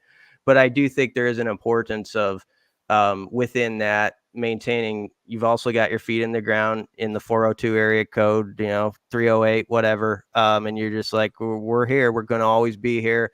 And then, a big part of this too is this first season. If they can go out there while they're recruiting this class and the one that's next, and you're putting up 6-7 wins, you're getting to a bowl game, and that's a spot Nebraska hasn't been in 5 or 6 years. There's going to be a momentum within this state. 2-0 would be huge. Yeah, schools have spent a lot of time here, Minnesota and Colorado. Even that would be big. I think the hardest part, Damon, about recruiting locally lately has been, and this is nobody's fault except the results, is we talk about Husker football on the radio and podcast here all day long, all year long. And so kids around here for the last 5-6 years, they hear like us talking about a team that's 4-8, and that's usually not great. And so that's all that's in the air. And so if they were like 2-0, as you say, in September, and how this state gets when things are humming a little bit, and the way there's a hop in the step and the air it's just different. Like you can hear the drum beat at the high schools and they're working on their Friday halftime shows, and you're like, man, this is great. Football in the fall in Nebraska. So if they get that going, I think that anything else we could talk about, that changes the dynamic with these local guys immediately. Great call there, BC. Thanks so much for your time this morning. We'll talk again next week. Thanks, B. Thanks, guys. Kevin Sjuts up next. Rogers and Benning will be back in 5 minutes.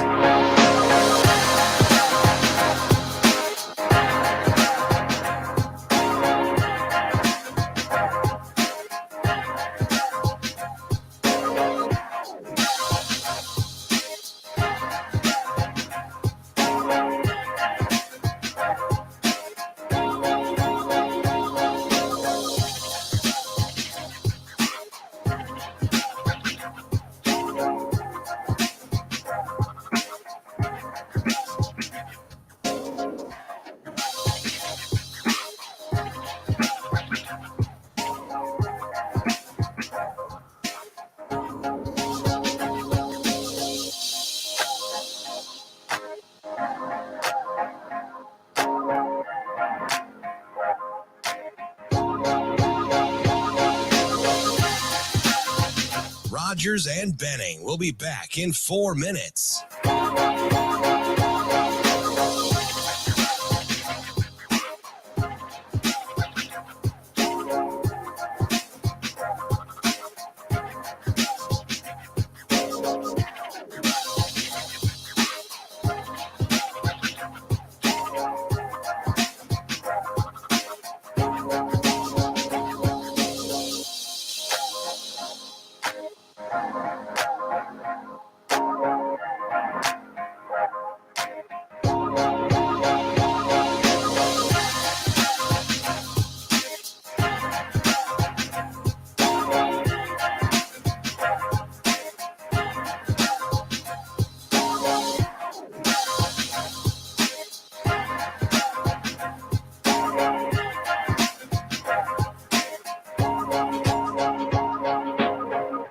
Rogers and Benning will be back in 3 minutes.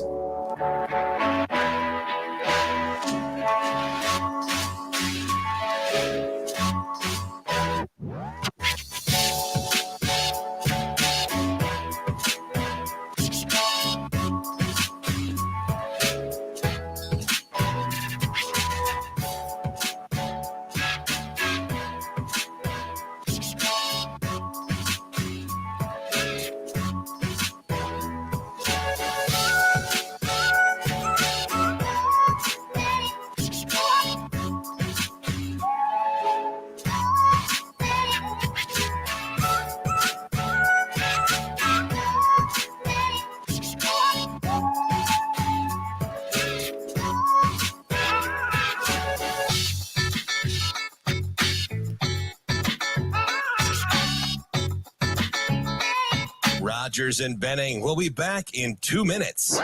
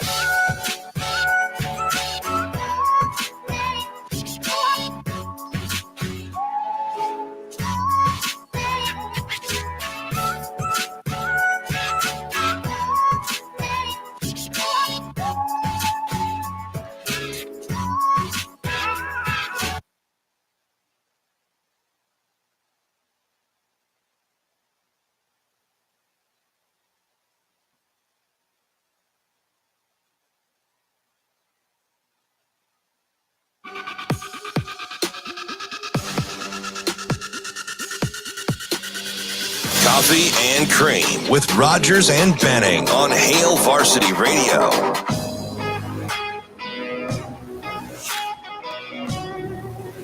Welcome back to Coffee and Cream in the Morning on Hail Varsity Radio, powered by Currency, live from the H&H Chevrolet stage at Hail Varsity Club.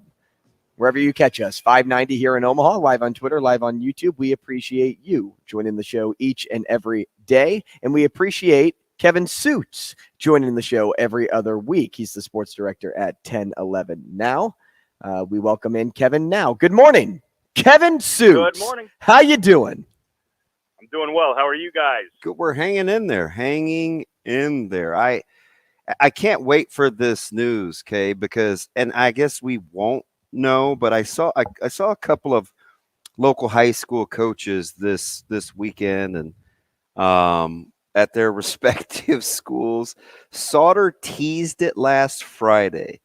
I know the Metro gets a bad rap about transfers, but apparently there's going to be a lot of movement in the hoops world in Lincoln.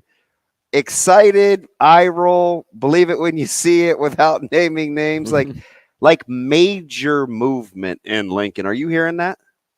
I definitely am. It's going to be wild, like fire up those conversations about, transfer portal for high school now, right? That's kind of what we're getting to. Open enrollment allows you to move, and I think that there were some teams a little sour, or some players that were a little sour about the way it all shook out last year, and it's going to be wild, because the school year is wrapping up and everybody's starting to think to 2023, 24 and what that's going to look like. Kevin, we just got done talking with Brian Christopherson, and he brought up a point near the end of the interview talking about how the Huskers are doing a better job of getting back and recruiting St. Louis, Kansas City, and trying to reestablish those areas. And it got me thinking, and I asked DB during the break, but I want to ask you this too. Based on where they stand today, what geographical area do you see as the Huskers' biggest need to reestablish their presence? And if you say Kansas City or St. Louis, that's fine. Let's pull them out. But if you pulled them out, what's a new area that you're like, hey, in the past, they've done a great job here, but they need to get back and do it again? Texas. Well, they did Texas, right? So they have 6, 7, 8 bodies coming out of Texas. So if there's a new area, what do you think? Let me ask it this way. Texas. All right. Hey, I'm going to stay right there. I mean, I know it doesn't answer your question. He I'm said just having fun with Texas. you guys, but just stay in the South. Get to a large population area and just get the best dudes. Hey, and when you're in a high population area, you got more to choose from, and you can have a better chance of fitting your needs. Now, to answer your question, I guess I'll play the game. I'd say go to Chicago. Is that inside the 500 or outside the 500? You know what? I didn't really think of Chicago. That's interesting because let's count that in the radius. What if I gave you, because we're kind of debating off air, would you take Minnesota or Colorado to reestablish if at this particular juncture, Kevin? Ooh, that's good. That's good. I'm going to go Minnesota. I did too. On my guy, Nate Swift. I'm going. Nate Swift came from Minnesota. He's one of my all-time favorites. He's a fantastic person he was too. Such a dude and an unassuming good football player. So I'm going to go Minnesota. If you're making me choose between the land of 1,000 lakes and whatever the slogan is for Colorado, I'm going fishing in Minnesota. And my guy Jay Foreman too. I can't forget Eden Prairie's finest. So Kevin, this is kind of interesting, right? I was talking to Andrew, and because some of these guys are right there in your backyard, and Gatula's off to a good start. And local recruiting is pretty hot and heavy. You got a couple studs at East. I think Dash Bauman is going to be on the come in a hurry. Guys like that. Carpenter, who, by the way, is putting up some fantastic times in track. If Nebraska, let's say, goes 2-0, I'm not even going to go nuts, right? I'm not predicting 6 wins. I'm just saying you win 2 games on the road against Minnesota and Colorado, right? 2 schools that spend a lot of time here recruiting. How huge do you think that could be on the local landscape? Is that over or understated? Just 2-0. Just 2-0. Oh, man. I don't like the prognosticating stuff. You can never – the last 5 to 7 years, you can't pick what the wins and losses. Do you know what you want? You know what you wanted to say? DB, when's the last time Nebraska's been 2-0? I don't know, Kevin. I got to look it up. I mean, kind of just from I'm telling you, like, I think some of the local guys don't need much to cling to other than a good start. I get the point. I think that just the overall offseason, I mean, a bad start would maybe undo all the good offseason mojo with the new staff and all the new things they're selling. You got a point, DB. I like it. A good start would be very healthy for the fan base, for the recruiting, for the psyche of the locker room. Man, that would be great. But do I think they're going to go 2-0? Yeah. But do I have a lot of reasons to believe that 2-0 may not happen because of, football? Yeah. Weird stuff you can't History. History, thank you. Yeah. I mean, oh. But, I do feel like there's good momentum Me too. For the local recruits in Nebraska. Me I too. feel like for the longest time, a Nebraska visit or an email or a phone call, it's just kind of met with the Nebraska, because Kansas State is ringing their phone, Colorado State, and some of the other Division I schools, regionally. But I feel like now it carries a little bit more weight just because they're, Matt Rule hasn't lost a game, and Nebraska's grabbing some very positive headlines. So I do feel like those contacts are being met with a little bit more welcomeness, if that would be a word. And I think it's interesting that Noonan and Gatula and Alvano, who isn't even on campus yet, they're garnering some local steam. So I'm like, it wouldn't take much because I think we're chomping at the bit to cling to any positive production on the field. Yeah, that's good. I'd throw Malachi Coleman in there, too. I think he's got a chance to play right away. I do, with the need at wide receiver and just his overall skill set and his body. That's a really good thought. You get Alvano kicking in year one, Malachi catching some balls in year one. And all these – wouldn't that be something? All these recruits, all these dudes, they know each other. Yep. So the chatter will turn up. It'll get hot. And then, hey – if Malachi goes in and contributes right away, I know Malachi, he says this is good, And then all of a sudden, the burner turns up quite a bit for some of the local guys. I love the shout out of Dash there, by the way, Damon. He's just a phenomenal athlete, having a great track and field season. Whether he goes Nebraska or maybe to a group of 5 school, we'll see. But I think that he's got a great future ahead of him. Talked to a couple of schools yesterday at Metro Track, and I couldn't sing his praises enough. So I hope one of those schools in particular makes a pit stop out there on their way to Oakland Craig, because he's one of my – Kevin, he's just one of those guys I watch on film. I look at his frame, and I'm like, he's better than the recruiting experts think. That guy is a really good player. Yeah, he's a hurdler too, and all hurdlers are crazy.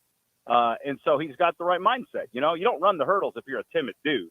You got to be fearless, and I think that's the way he plays on the football field. So we'll see where he lands. College-wise, not some time to make a choice, but great kid and just a tremendous athlete. All right, quickly here, about a minute and a half, Kevin. You mentioned Malachi Coleman, and you think that he has the chance to play right away. That wide receiving room, huge still, even though we've seen some head to the transfer portal.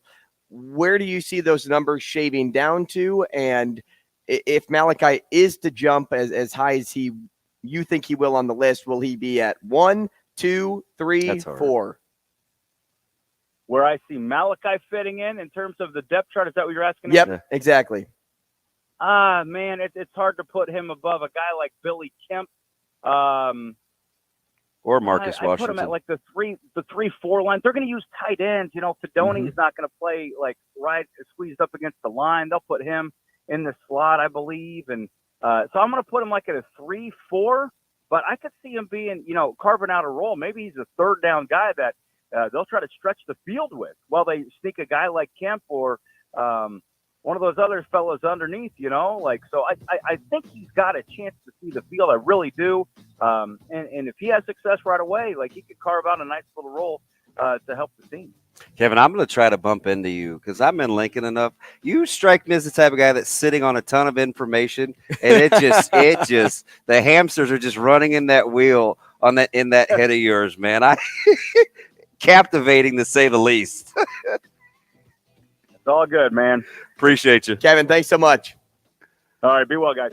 It's Kevin Sjuts, sports director at 1011 Now. He knows a lot. At Kevin Sjuts on Twitter. I think he's got a good pulse. More coffee and cream next. Rogers and Benning will be back in 4 minutes.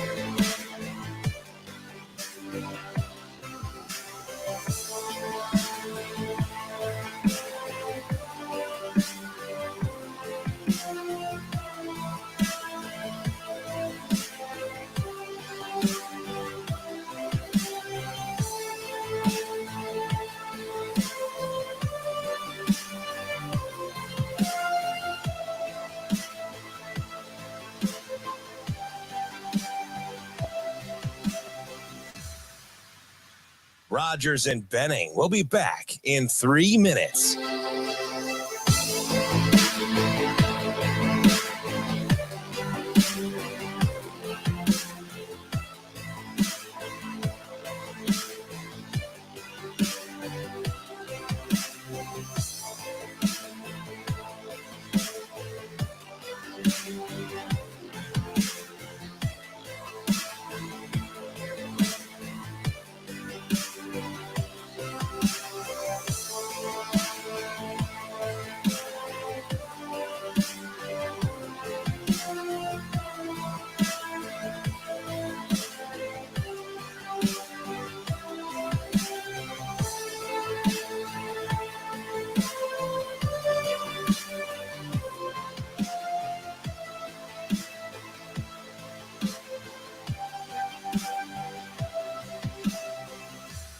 Rogers and Benning will be back in 2 minutes.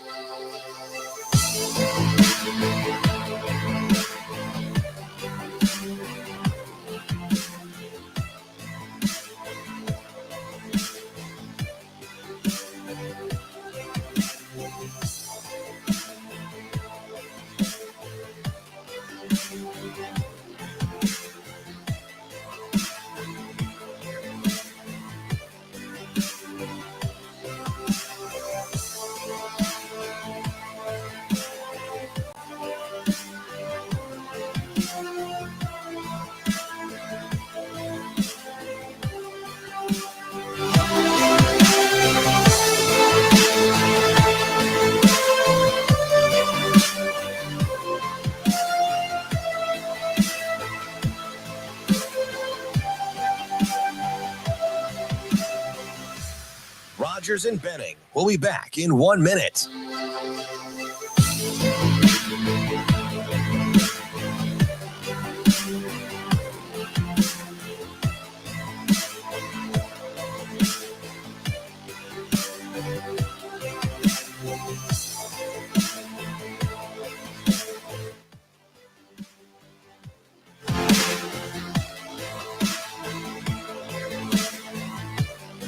Rogers and Benning will be back in 30 seconds.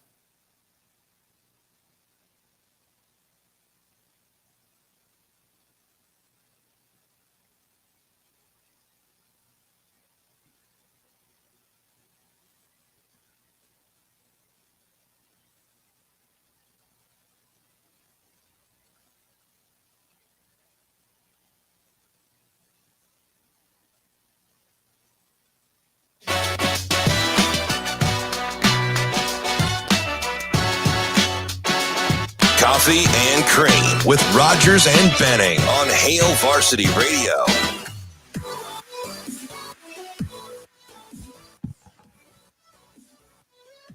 Not to be confused with Coffee and Cream, which we found out was a movie on Netflix. I told DB maybe we'll both watch it and give our review someday.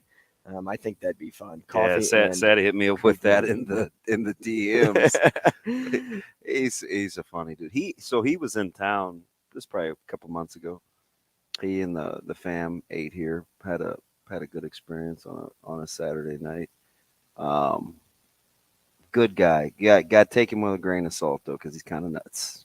It's like he's one of those guys. Where it's like people like that. You know what I mean? Like super cool. Like yeah. But you kind of blank, and the next thing you know, you're like throwing up on the side of your car in 2006.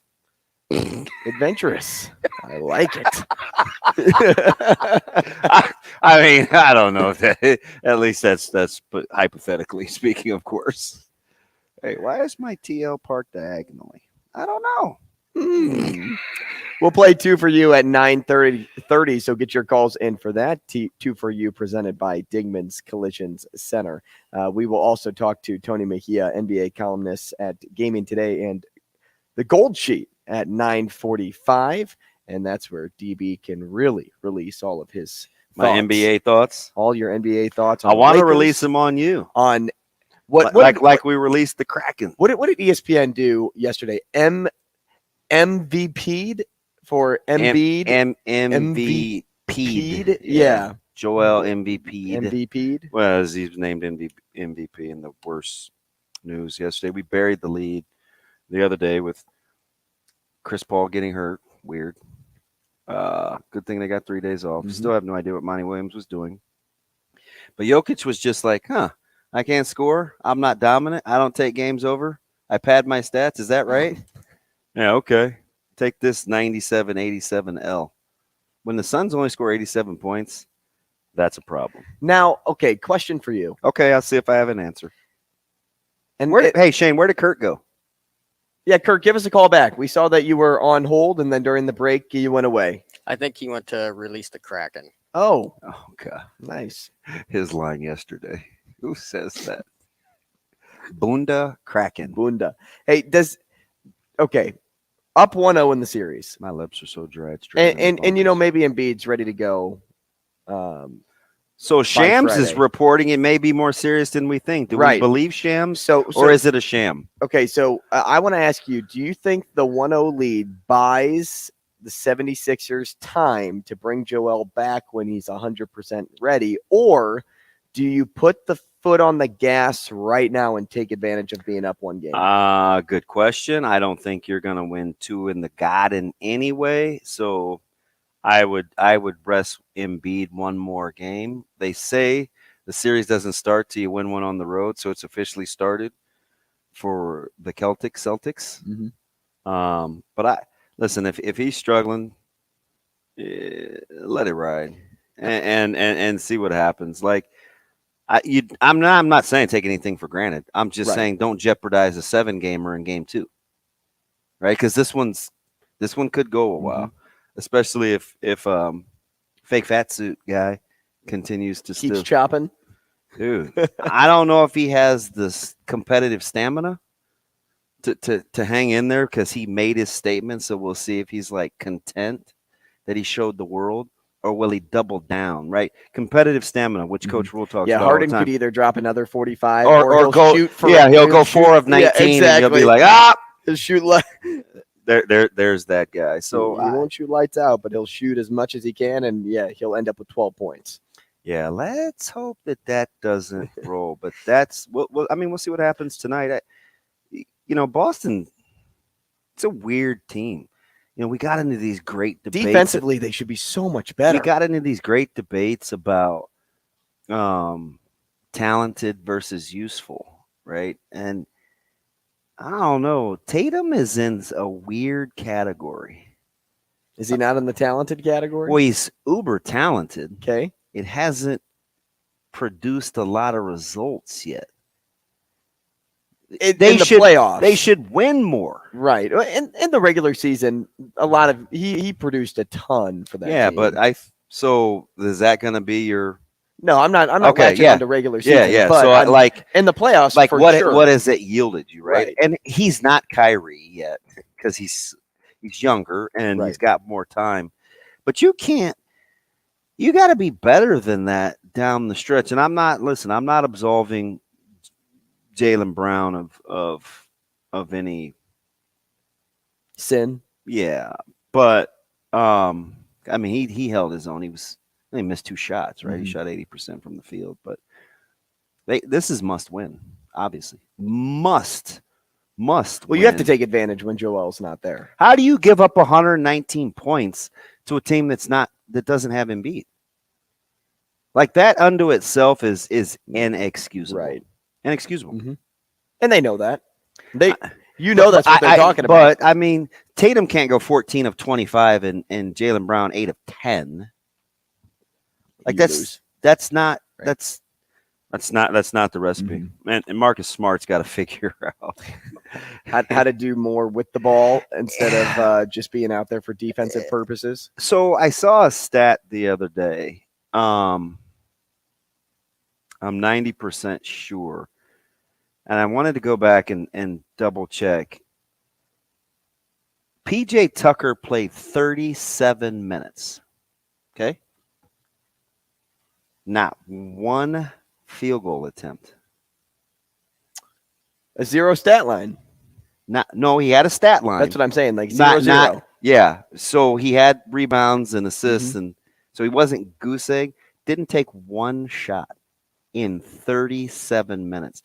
That's the most that anybody has played in a regular season or in a playoff basketball game without attempting a field goal.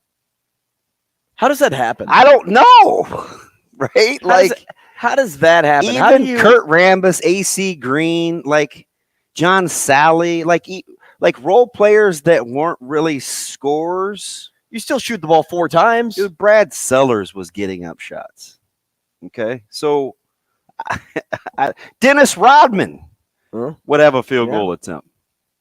But anyway, I got all my Lincoln guys wondering who's on the move. Hey, man, it's May 3rd. The list is now official for the May 1st deadline. In regards to transfers, all the schools will get the lists in June. I don't know. Basketball's nuts. Basketball is nuts. That's all I'll say. And you don't want to say anything until it's officially. Yeah, because I don't know. Right. Because you could be completely wrong, and then all of a sudden. Although I did talk to 2 high school coaches, like head coaches, so I think they have a good feel, at least of who's leaving. Right. Now the Cummings, right? You're waiting to see, were they just talking, or did they make it official? Sure. Kevin Sjuts is funny. I'm a pin him down. To go visit him. Yeah, you could just tell. I could hear him smiling through the phone. He's like, "Yeah, I know, I heard." Hey, he was messing around with us a little bit. It's all right, a little bit. Hey, so Jokic didn't get the 3-peat. No. If the Joker would have played with the same stats, Joel's same stats, Jokic's same stats. If he would have played, we'll say 5 more games than Joel, does he win MVP? No. You don't think so? Mm-mm. It was over when Doc Rivers took the podium a month ago and said, "What are we talking about?" Mm-hmm. What are we even talking about? Like, Joel is the MVP. Because outside of points, Jokic had better production in other categories. Yeah, but like if I had one guy and I needed him to play in a game, I'm definitely taking Embiid. Really, I'd take Nikola Jokic. Team's got to be built a certain way. I'll take, and they're both amazing, so you can't really choose wrong. Yeah, there's no question. No question. But I think I'm not going to say he has better players with Murray, Porter, and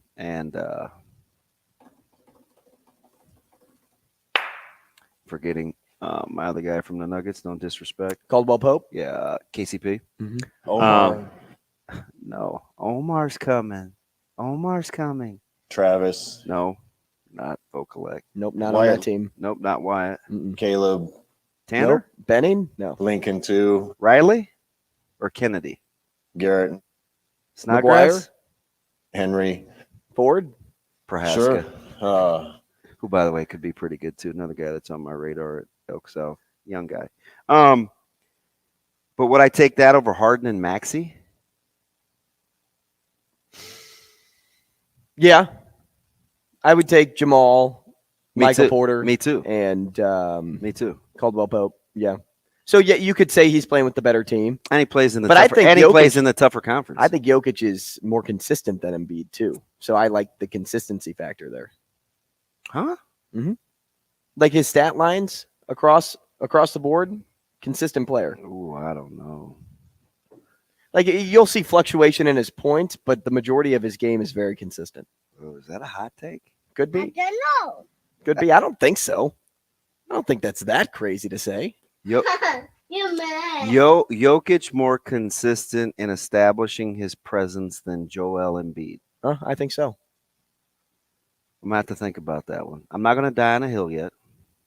Buck up, let's argue. Mm-hmm. Nah, I got to. It's interesting. You watch more NBA than me too, though. So I know, and I'm trying to think through it more, and you end up bringing up. But a better it might point. be one of those things where I see it too much.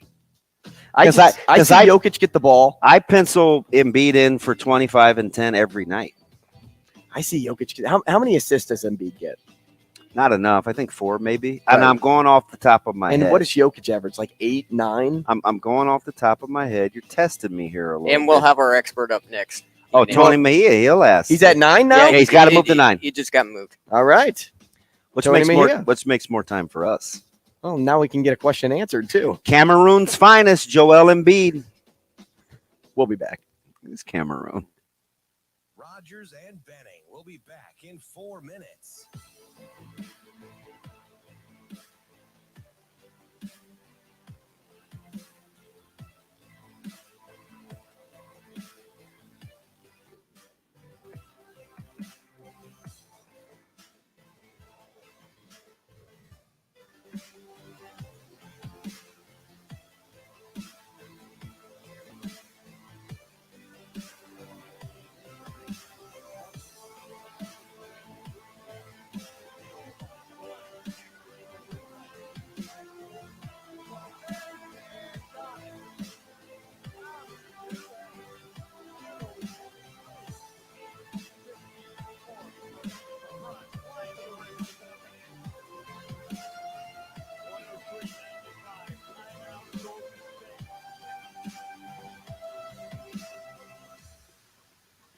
Rogers and Benning will be back in 3 minutes.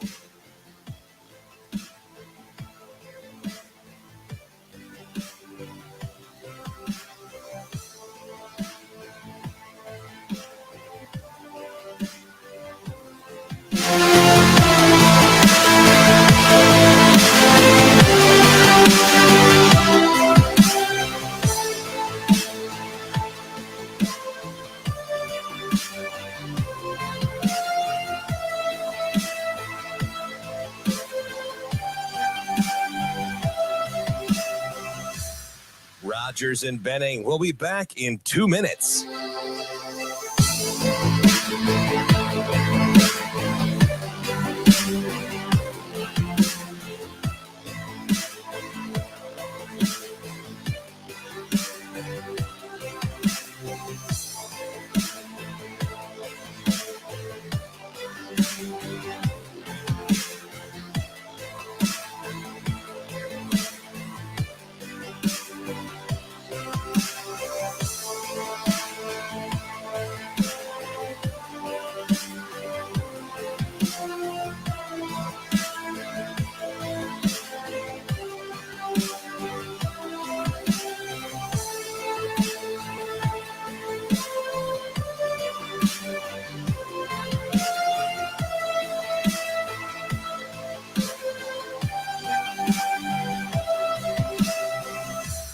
Rogers and Benning will be back in 1 minute.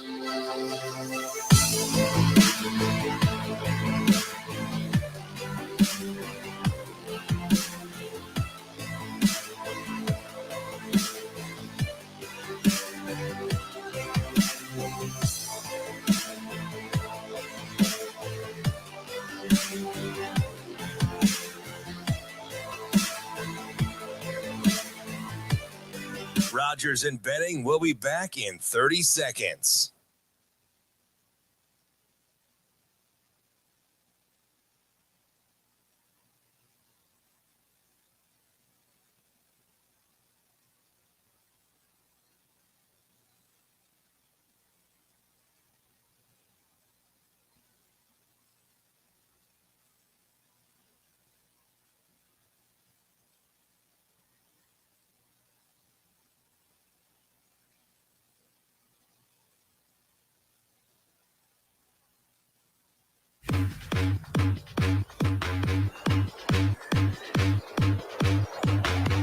Coffee and Cream on Hail Varsity Radio with Andrew Rogers and Damon Benning. Brunson, bounce pass, looking for Randall, eluded him. Saved, though, by Grimes. Back to Randall, wing right. Drives the baseline, shoots on a fade, and got it. How did he do that? Randall with 23. 8:54 remaining. LeBron flying to the rim, lays it up and in. 103.95. Timeout, Golden State. Here is D'Angelo Russell to the rim, puts it up and in. Lakers by 2. Hey, welcome back. Coffee and Cream in the morning on Hail Varsity Radio, powered by Currency. Damon Benning, Andrew Rogers. We're live from the H&H Chevrolet stage at Hail Varsity Club. Happy to have you with us, and happy for those of you joining us in Lincoln now on KFOR, but we are live on ESPN 590 currently, live on Twitter, live on YouTube. And we are happy to be joined by Tony Mejia, NBA columnist at Gaming Today and the Gold Sheet, at Mejia Dinero, which I kind of like on Twitter. Tony, you're just going to follow me wherever I go, man. I'm going to try to talk to you as much as I can, no matter what I'm doing. So appreciate you. What's going on? Doing? Good. We're hanging in there. We're hanging in there. We got a bunch of hot takes this morning. My man Andrew's like putting me on the Budweiser hot seat, and I said, hey, you know what? Why don't you pose that same question to our guy? So, Tony, here was the question. And it was revolving around Embiid winning the MVP, which I thought was factual, should have happened. But then I asked DB, I said, hey, if Jokic played 5 more games, do you think he would win MVP? And still the answer was no, Embiid wins the MVP, which then got me thinking, who's the more consistent player? Is it Nikola Jokic or is it Joel Embiid? You know what? I honestly, and this is funny because I was doing the breakdown, and I said, all right, well, 69, 66, and 63 are the number of games that these guys have played. Mm-hmm. Yep. And now with the new collective bargaining agreement, there will be a cap as to how many games it will take to qualify for these awards. And Giannis actually only played 63 games. So, but Giannis was my MVP. To me, I thought he had the best season. The Bucks had the best record in the Eastern Conference. I honestly think that the fact that Embiid hadn't won yet, and that he did outplay Jokic in a very high-profile afternoon game that everybody was watching, where he was fantastic, really swayed voters. But I mean, honestly, you can basically say all three of those guys were deserving of an MVP.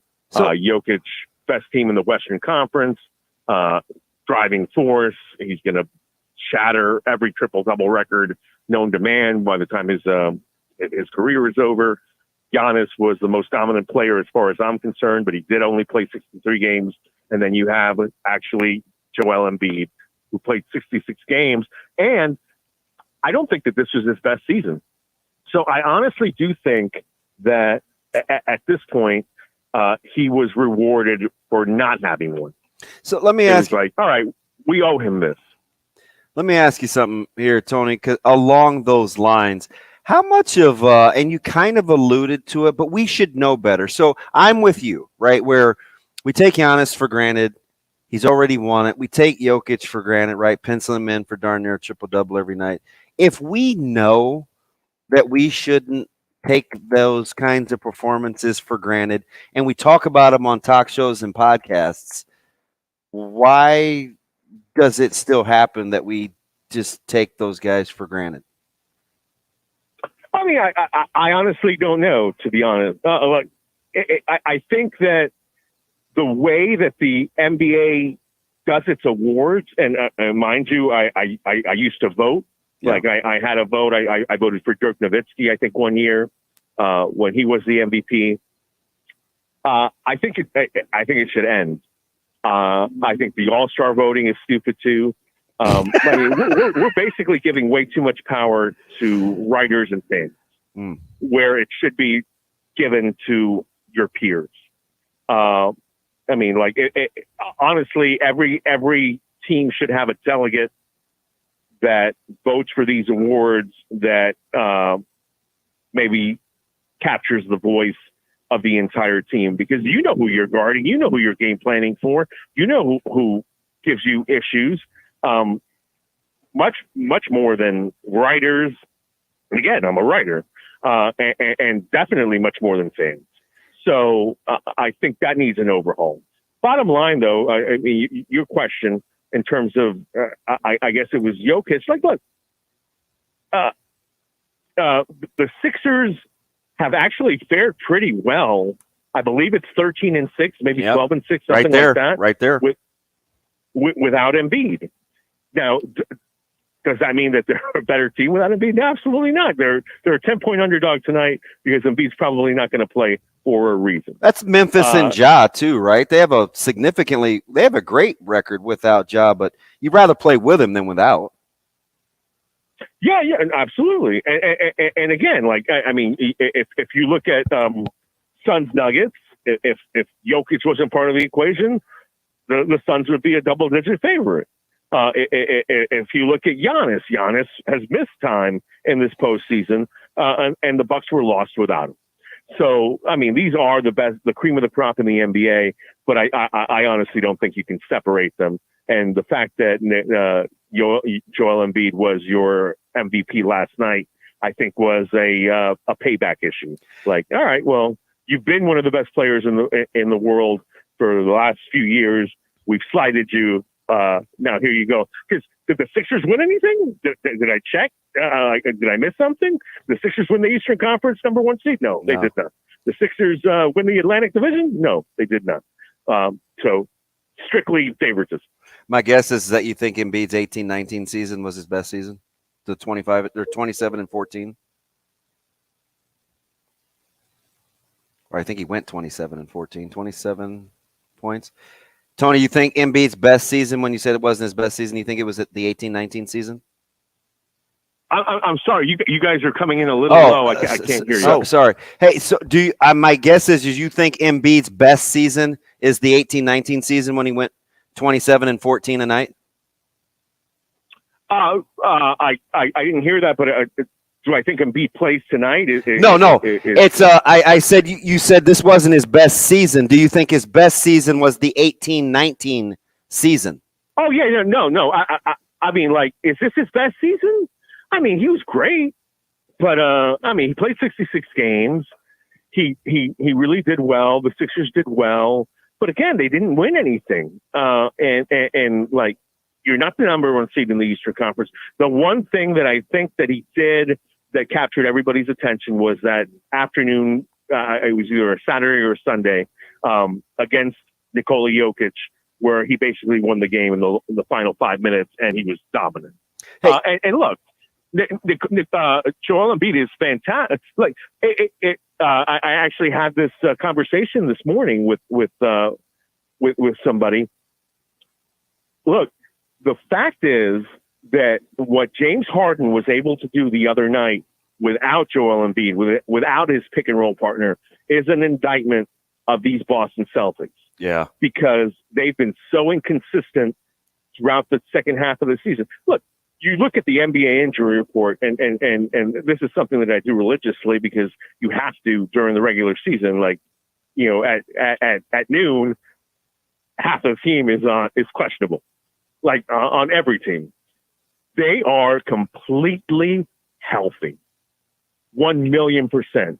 So if you're Joe Mazzulla, you can play Robert Williams or Al Horford, and you can play Jaylen Brown and Jason Tatum, Malcolm Brogdon and Derek White, and you can play all these guys, and they're healthy and they're good to go. And you can't beat the Philadelphia 76ers at home without Joel Embiid. That's on you. Hey, and again, like it is one of those things where, like, Harden, like, what are you taking away if you're leaving Harden as a shooter to score 46 points? Because now with Embiid back, I don't know if he'll be back tonight, but he'll be back for game 3. That's your pick and roll partner. That's somebody that's going to get you 30 and 10. So the Celtics are in trouble. Hey, so who needs to play better for you, in your opinion, Tony? Jordan Poole or D'Angelo Russell? I mean, for their respective teams. I think D'Angelo Russell is the X factor for a championship. So to answer that question, that would be it. Because if D'Angelo Russell gets you 20 on efficiently on 4 of 9 3-point shooting, so it gets you 12 points on threes, gets you another 8 points driving the paint and whatever. As the number 3 with LeBron, who played well last night, and Anthony Davis, who obviously was a monster, 30 and 23, then the Lakers are going to be in the finals. So, yes, D'Angelo Russell. Hey, Tony, who needs to get healthy the quickest? Chris Paul with the team down 2-0, Joel Embiid with the team up, or Jimmy Butler?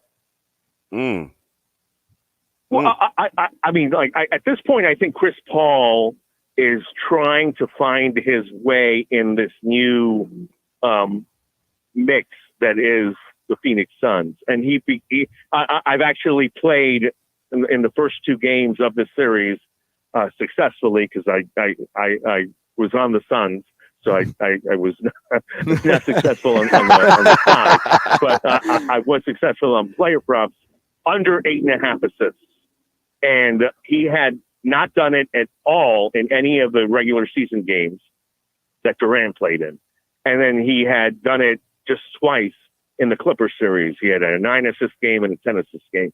But under 8.5 assists for Chris Paul is the new normal, because he is now a spot-up shooter.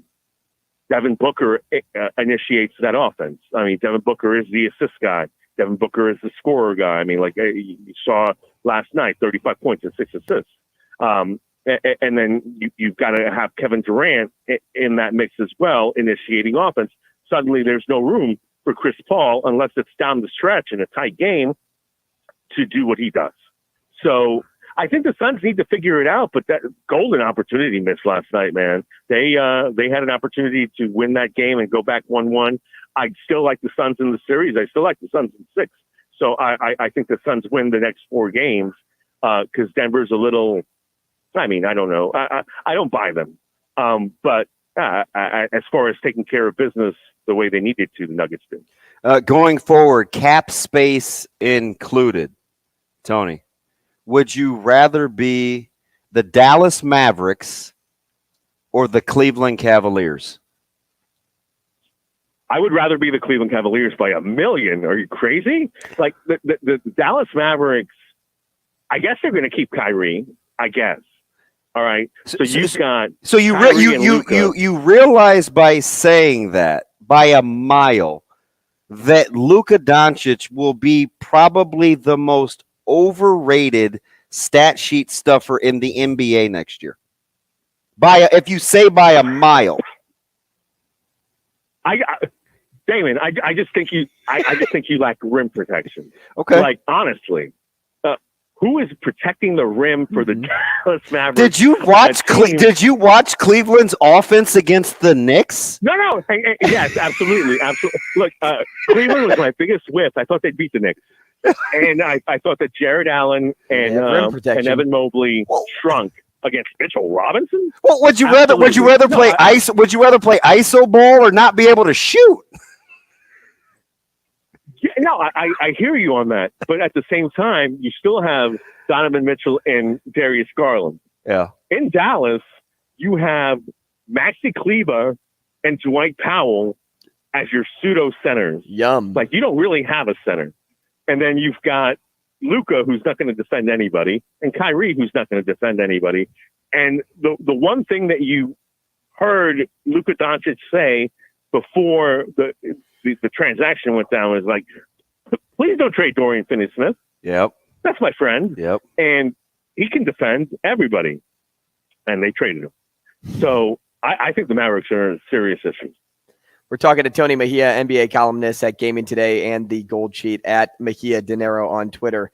Tony, for those that like to cheer for the underdog, give them a reason to cheer here. Who's the most underrated player in the playoffs right now? I'm sorry, I didn't hear that. I said, for those that like to cheer for the underdog, who's the most underrated player in the playoffs right now? The most underrated player in the playoffs right now is Jalen Brunson by a lot, because he's going to will the Knicks, and he's doing this in New York, which is wild.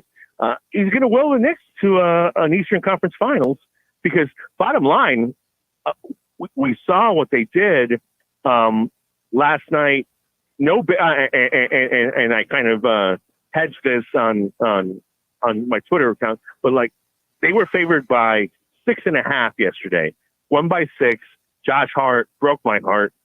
2 minutes free throws in the final minute. Mitchell Robinson missed the free throw, but I expected that. But look, they still beat the Heat without Jimmy Butler. Jimmy Butler is fantastic. Jimmy Butler is great. Jimmy Butler is probably playing better than anybody in this postseason, and there's really little debate to that. That being said, I don't think he can beat the Knicks by himself, especially compromised on a bad ankle. So you're about to see a guy that was an afterthought, a guy that came off the bench for the Dallas Mavericks that then became a very important piece, that then became almost a max player, that kept the Knicks from acquiring Donovan Mitchell, who everybody anticipated that they would, and they went for him. And he is now going to be on the back page of the New York Post every freaking day. And good for him. But yeah, it's Jalen Brunson in the Eastern Conference Finals against the Sixers or the Celtics. And it doesn't matter who. He is by far the most underrated player in the NBA. Tony, let me get you out of here on this, because I want to stay with the Knicks, because I think the NBA is better when the Knicks are good. There were some Knicks fans that wanted to run Tibbs out last year. Dallas makes some fiscal savvy blunders, should have re-upped Brunson. Then it cost him too much. He winds up in New York. New York gets to the Eastern Conference Finals, and all of a sudden Tibbs is a hero. Now, I know he's been coach of the year, but how do you separate player from coach in the NBA when you're looking at who's what? I mean, I didn't get all of that, but look, I think that this season and then the seasons coming up are very interesting in terms of parity. And we're about to see, Damon, in-season tournaments that are going to kind of like turn things a little around, because these guys are playing for money. I think that'll be interesting. But Bottom line is, all right, so here are three things to watch. And again, I apologize because the audio is coming in very low on my end. So Sorry about that, Tony. Fully understand your question. Okay. But Memphis now has to deal with getting rid of Dylan Brooks. He's not going to be a part of that team anymore. And getting Steven Adams and Brandon Clark back. And John Morant taking his next step forward and maturity-wise and all that. So the Grizzlies are going to be a force. All right. Then you have the Minnesota Timberwolves, where I believe anybody that has watched that team closely understands that Anthony Edwards is a problem. Mm-hmm. And he is going to be amazing. And so what do you do with Karl Anthony Towns, who wants to be that alpha dog too? Do you trade him? Does he blend in? What happens? And then in the East, I mean, I think heat culture is an issue. I think heat culture continues to be that thing that you can't fully grasp, because they can absolutely beat the Knicks if Jimmy Butler's ankle is right. And in a down season for Bam Adebayo, for Max Strus, for Duncan Robinson, with Tyler Hero out, this Miami Heat team can go to the Eastern Conference Finals.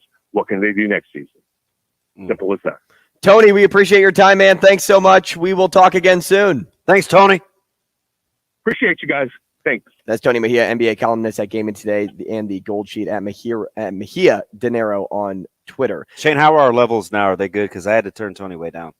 I know we totally revamped the phone system. We did, so we're playing with the levels. Even out there and locally, somebody had said, "What's up with the audio?" We're working through some new issues with that. But Shane, go ahead. We're working on it. I mean, we're gonna make it better so that there's not an echo. Yeah.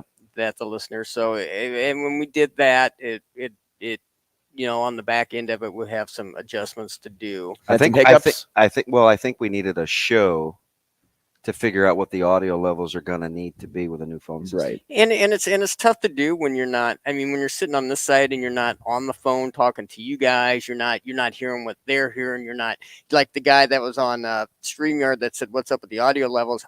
I don't necessarily know if he's in StreamYard or if he's on the radio. I don't know. On the radio. So we're checking all the vines to the plant here, to the tree, to see to make sure that we have that we can grow this forward and be better. And DB's checking under his seat to see if he can find. He said vines and tree and grow.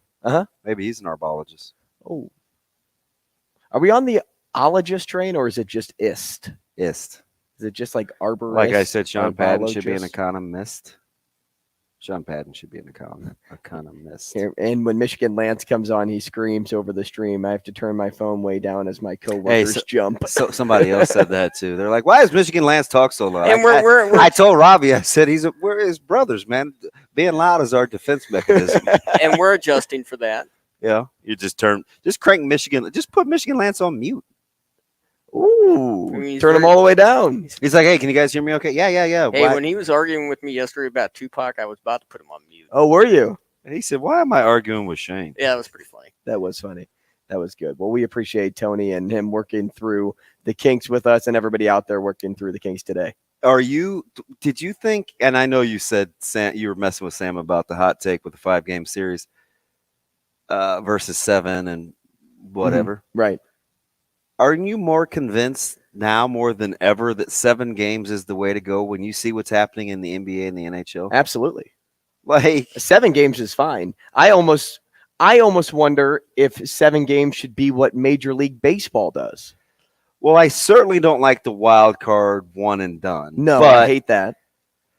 You added another team, which is nice. I get the 5 in baseball, right? You start 2 hammers on the front of a rotation and it breaks right. Like you're basically there. You're basically there. Kinda. If you start 2 hammers and you go up, say 2-0 in the series, the likelihood of you losing 3 baseball games in a row is definitely less than the Boston Bruins than in hockey. Absolutely. Because in hockey, it's such a fast-paced sport, and anything can happen. And no matter how the puck is moving that time or that night on the ice, you may get lucky on a shot. You may have an open breakdown defensively, and boom, now the game's you're playing from behind.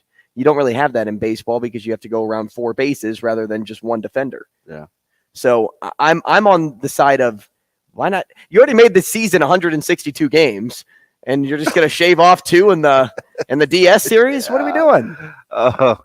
Give me more baseball. No, I'm with you. By the way, do you know who has the longest winning streak in baseball right now? The longest winning streak. Can you tell me not any division or league, how long the streak is? 5. 5 games. Tigers? Rangers. Absolutely incorrect. Pirates? No, they lost. Cubs? Oh, the Dodgers. Correct. Yeah, because they swept the Cardinals. And they're hammering the Phillies. Uh-huh. How about Bryce Harper coming back last night? Oh, just the DH. That's okay. I'll tell you what, I was talking to a Phillies fan, and he's like, man, remember, he played through that torn whatever it was all last playoffs, and it didn't seem to bother him at all when he came back. So I don't know if the injury was as crazy as people thought it would be. Is 13-1 a normal score? No, it's not normal in baseball. Let's play 2 for you next. Rogers and Benning will be back in 5 minutes.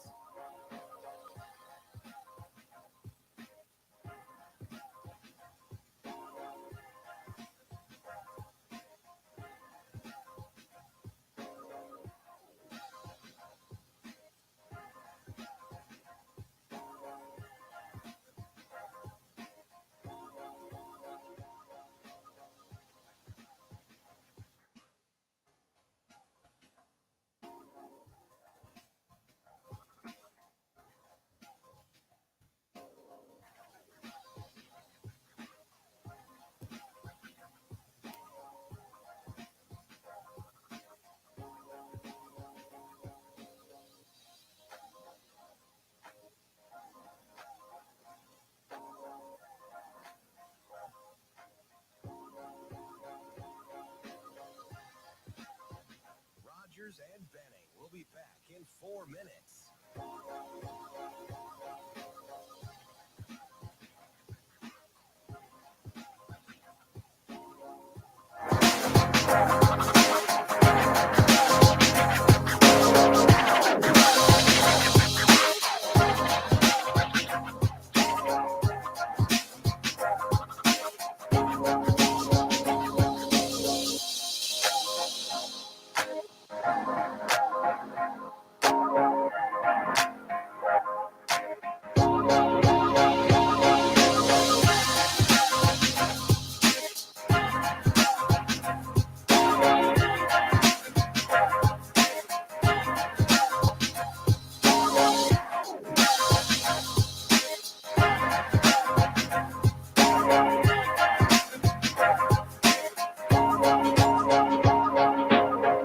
Rogers and Benning will be back in 3 minutes.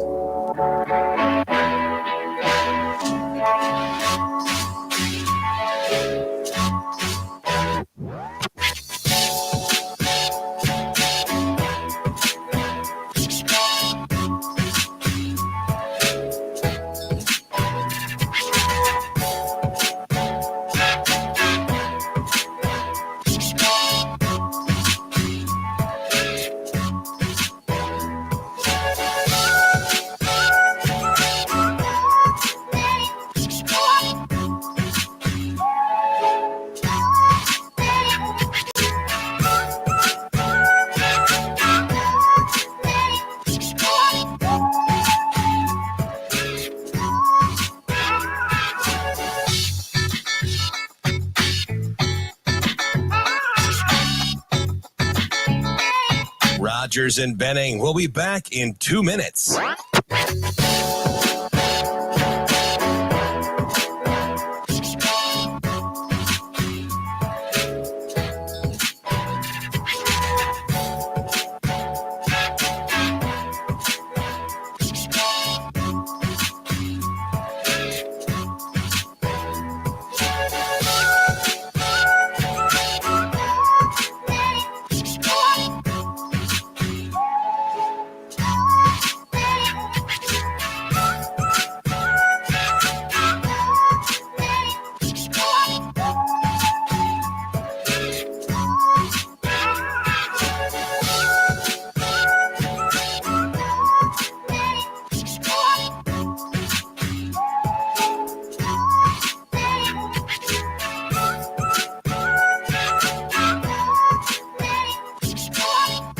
Rogers and Benning. We'll be back in 1 minute.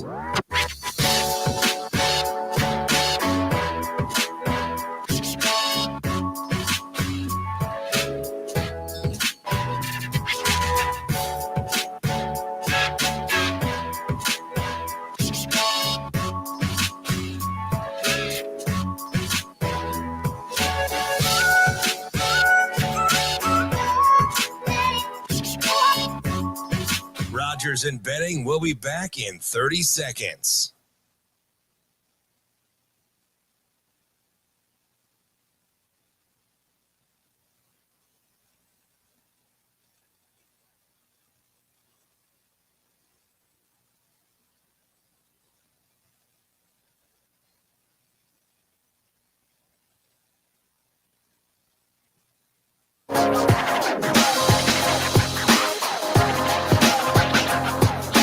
Coffee and Cream with Rogers and Benning on Hail Varsity Radio. Now, one of Damon's favorite games and one of Shane's favorite games. Is this the game where I have to write stuff down? Well, maybe not so much Shane. Yes, Shane, this would be the game. Yes, it's 2 for you. All right, let's do it. Wow. Hey, welcome back. 2 for You, presented by Dingman's Collisions Center. Dingman's your one-shop. Jeez, words are hard. Your one-stop just shop. Ask Shane about the difference between Marcy and Darcy. Oh, that is true. I mean, maybe the one-shop stop is Marcy's, and the one-stop shop is Dingman's and Darcy's. Well, we were talking about Charles Schroeder, and Shane was maybe thinking Charles Schultz, so he thought Charlie Brown, which has Marcy, which has a Marcy and not Darcy. Is that too far-fetched? I think you thought too far into that. That's called Webinomics. Oh, is it? A study of Webinomics. Well, if you go by the game, 2 for You, that's actually 2. So Marcy and Darcy would be 2 for you. You're so greedy. You can't handle one. Just chill. You see one in the repair shop, one in the grocery store. All right, Shane. Dingman's Collision Center is the place to go if you have a problem with your car. You need to get out more, my dude. All right, you got a nice They work on all makes and models. They'll even work on your Cherokee Compass. Shane, how was your tire pressure? Pretty good. I'm gonna go. Shane wanted me to go eyeball his front 2 tires. I'm leaving right now. Eyeball the tires as if you can look at a tire and be like, yeah, it looks you're low, like 3 below the PSI. Yeah, talking to a guy that knows nothing about it. You know what it was? Shane, they have gauges for that if you were wondering. Yeah, and he strikes me as the guy that would carry one in his pocket with his keychain. And when I cleaned my car out, I set it in the garage, so I hadn't put it back in. That's a good spot for it. Dude, he lives in his garage. Put it back in. Okay, he hadn't heard about that. But oh yeah, you were gone. You were living in the garage? No, Shane loves his garage. Oh, yeah. Sometimes he just sits out there and admires his garage. Doesn't shock me one bit. Not one. He's got his vape in hand, a lawn chair, looking right inside his garage. Shane, did you say you got 3 hours in just admiring your purchase, right? Yeah, but I mean, I was cleaning up the garage and stuff. So. And he's like, "Ooh, look at that investment I made. Ooh, that beauty." Let's go to the phones. Maybe I was wondering where the Easter eggs were at. I don't know. Let's go to the phones. You got me looking for Easter eggs. See, he wasn't here for that one either. Oh, he showed me some of them. Trent, you are on the show, and you're here for redemption. What's up, Trent? What's going on, fellas? Trent, what's up, buddy? How are things? Things are going well. Good, good. Let's try and make them a little better, though. Yeah, let's try to win you some money to Hail Varsity Club. Who are you choosing? So, should I give you guys one last chance before I switch it up? It's up to you. It's up to you. It depends on, do you want to win or do you want to laugh? No. I will go one more time. I'm gonna go Andrew and Dan. All right, let's go. I can't lose 3 times in a row. We were off. Well, and Andrew's questions were ridiculously hard. Here we go. Oh, there he is. All right, I need my pen, okay? All right, I'm ready. Let's win Trent some Skrilla. You sure? I'm ready. You positive? I'm positive. Let's man. go. I'm feeling good. All right, a warm item of clothing. Okay. A comedian who's also an actor. Okay. A color you'd see on the New York Knicks court. Okay. Are you okay? Because I'm like between two now. Oh, I shouldn't I have watched thought. the NBA. I shouldn't have thought. I'm going to do it. I'm going to do it. Okay. An adult cartoon show. Wow, really? I thought we tried to win him some money. An adult cartoon show? Yeah. Okay. Yeah, I don't feel great about the last one, but all right, Shane, you ready over there with the buzzer? Is this the game that I have to write stuff down? Is this the game I have to write stuff down? I'm worried. let's do it. You I'm want me to worried. do I'm 3, worried 2, about 1? the Knicks.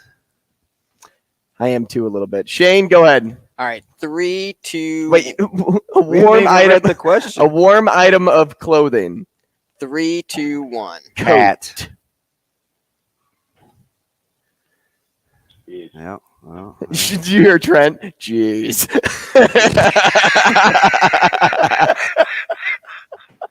all right, let's try to run the table here. A comedian who's also an actor. 3, 2, 1. Kevin Hart. Ding. Okay. I love Kevin Hart. We got a chance here. A color you'd see on the New York Knicks court. 3, 2, 1. Orange.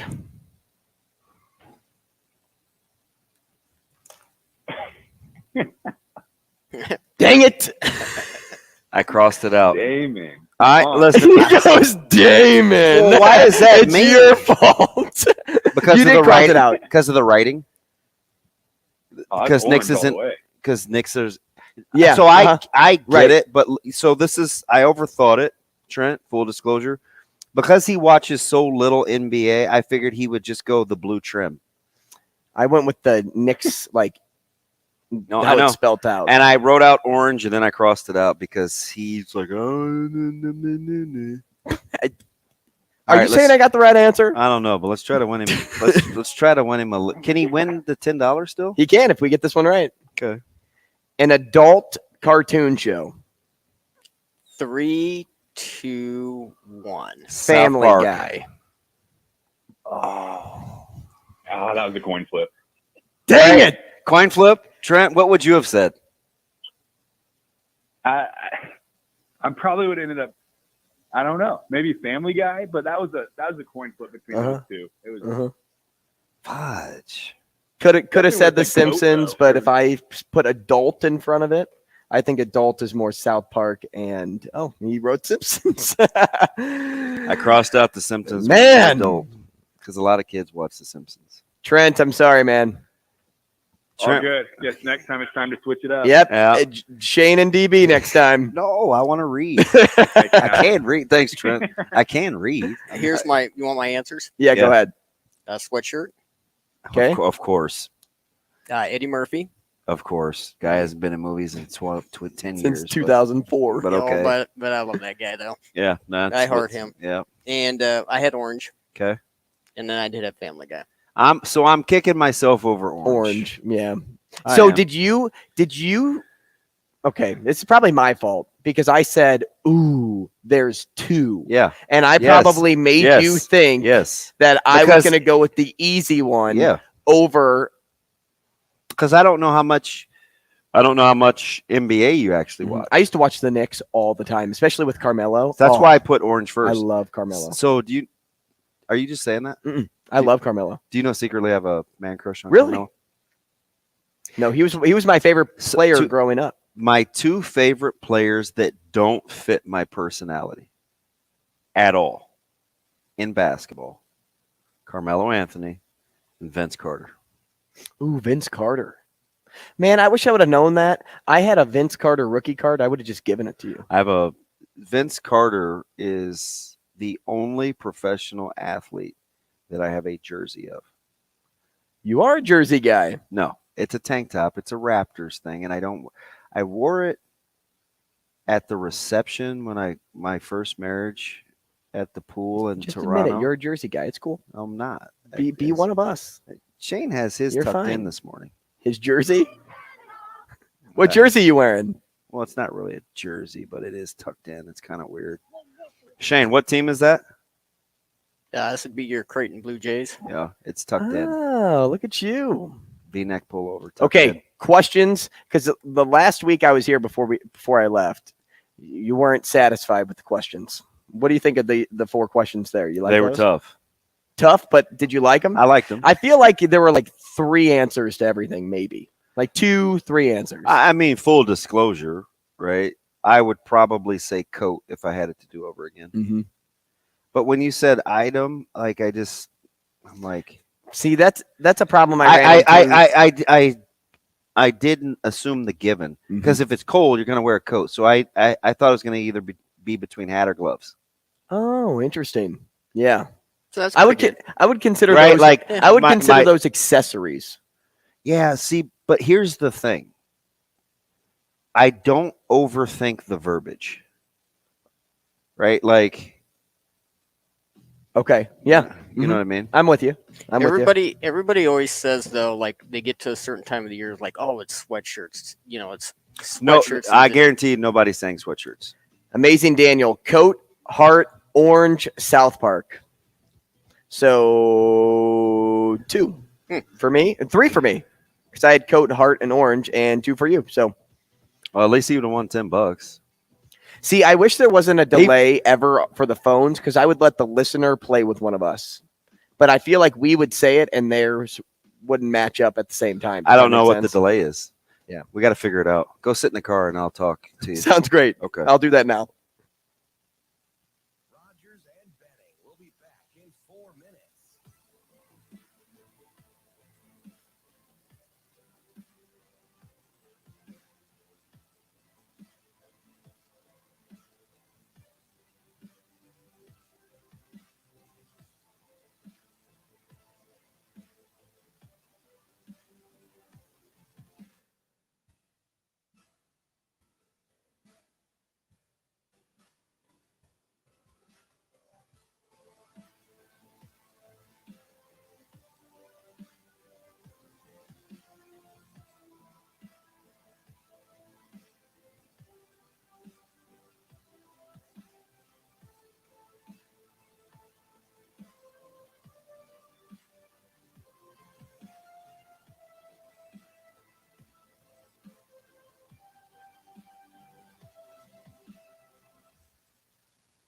Rogers and Benning will be back in 3 minutes.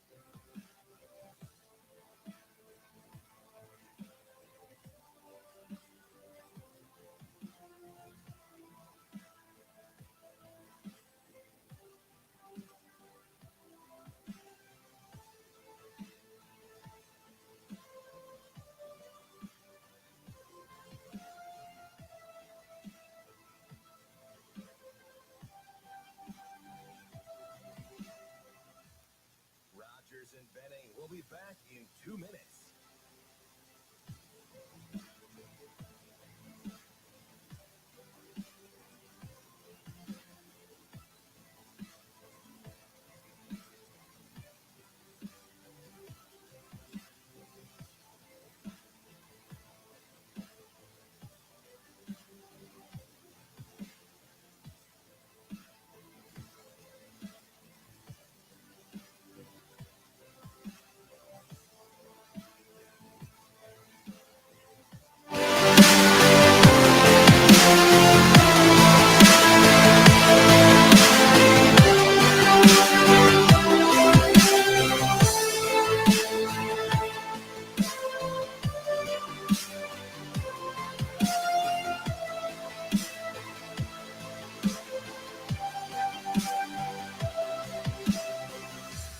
Rogers and Benning will be back in 1 minute.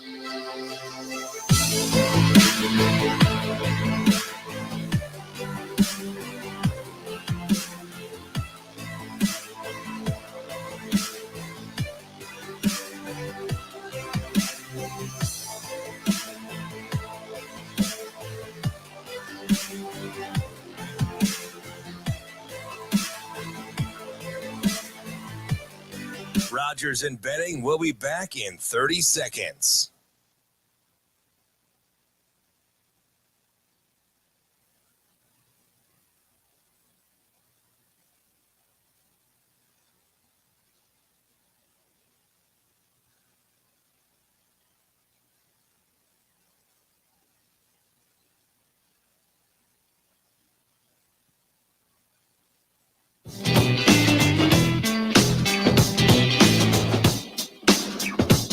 Coffee and Cream with Rogers and Benning on Hail Varsity Radio.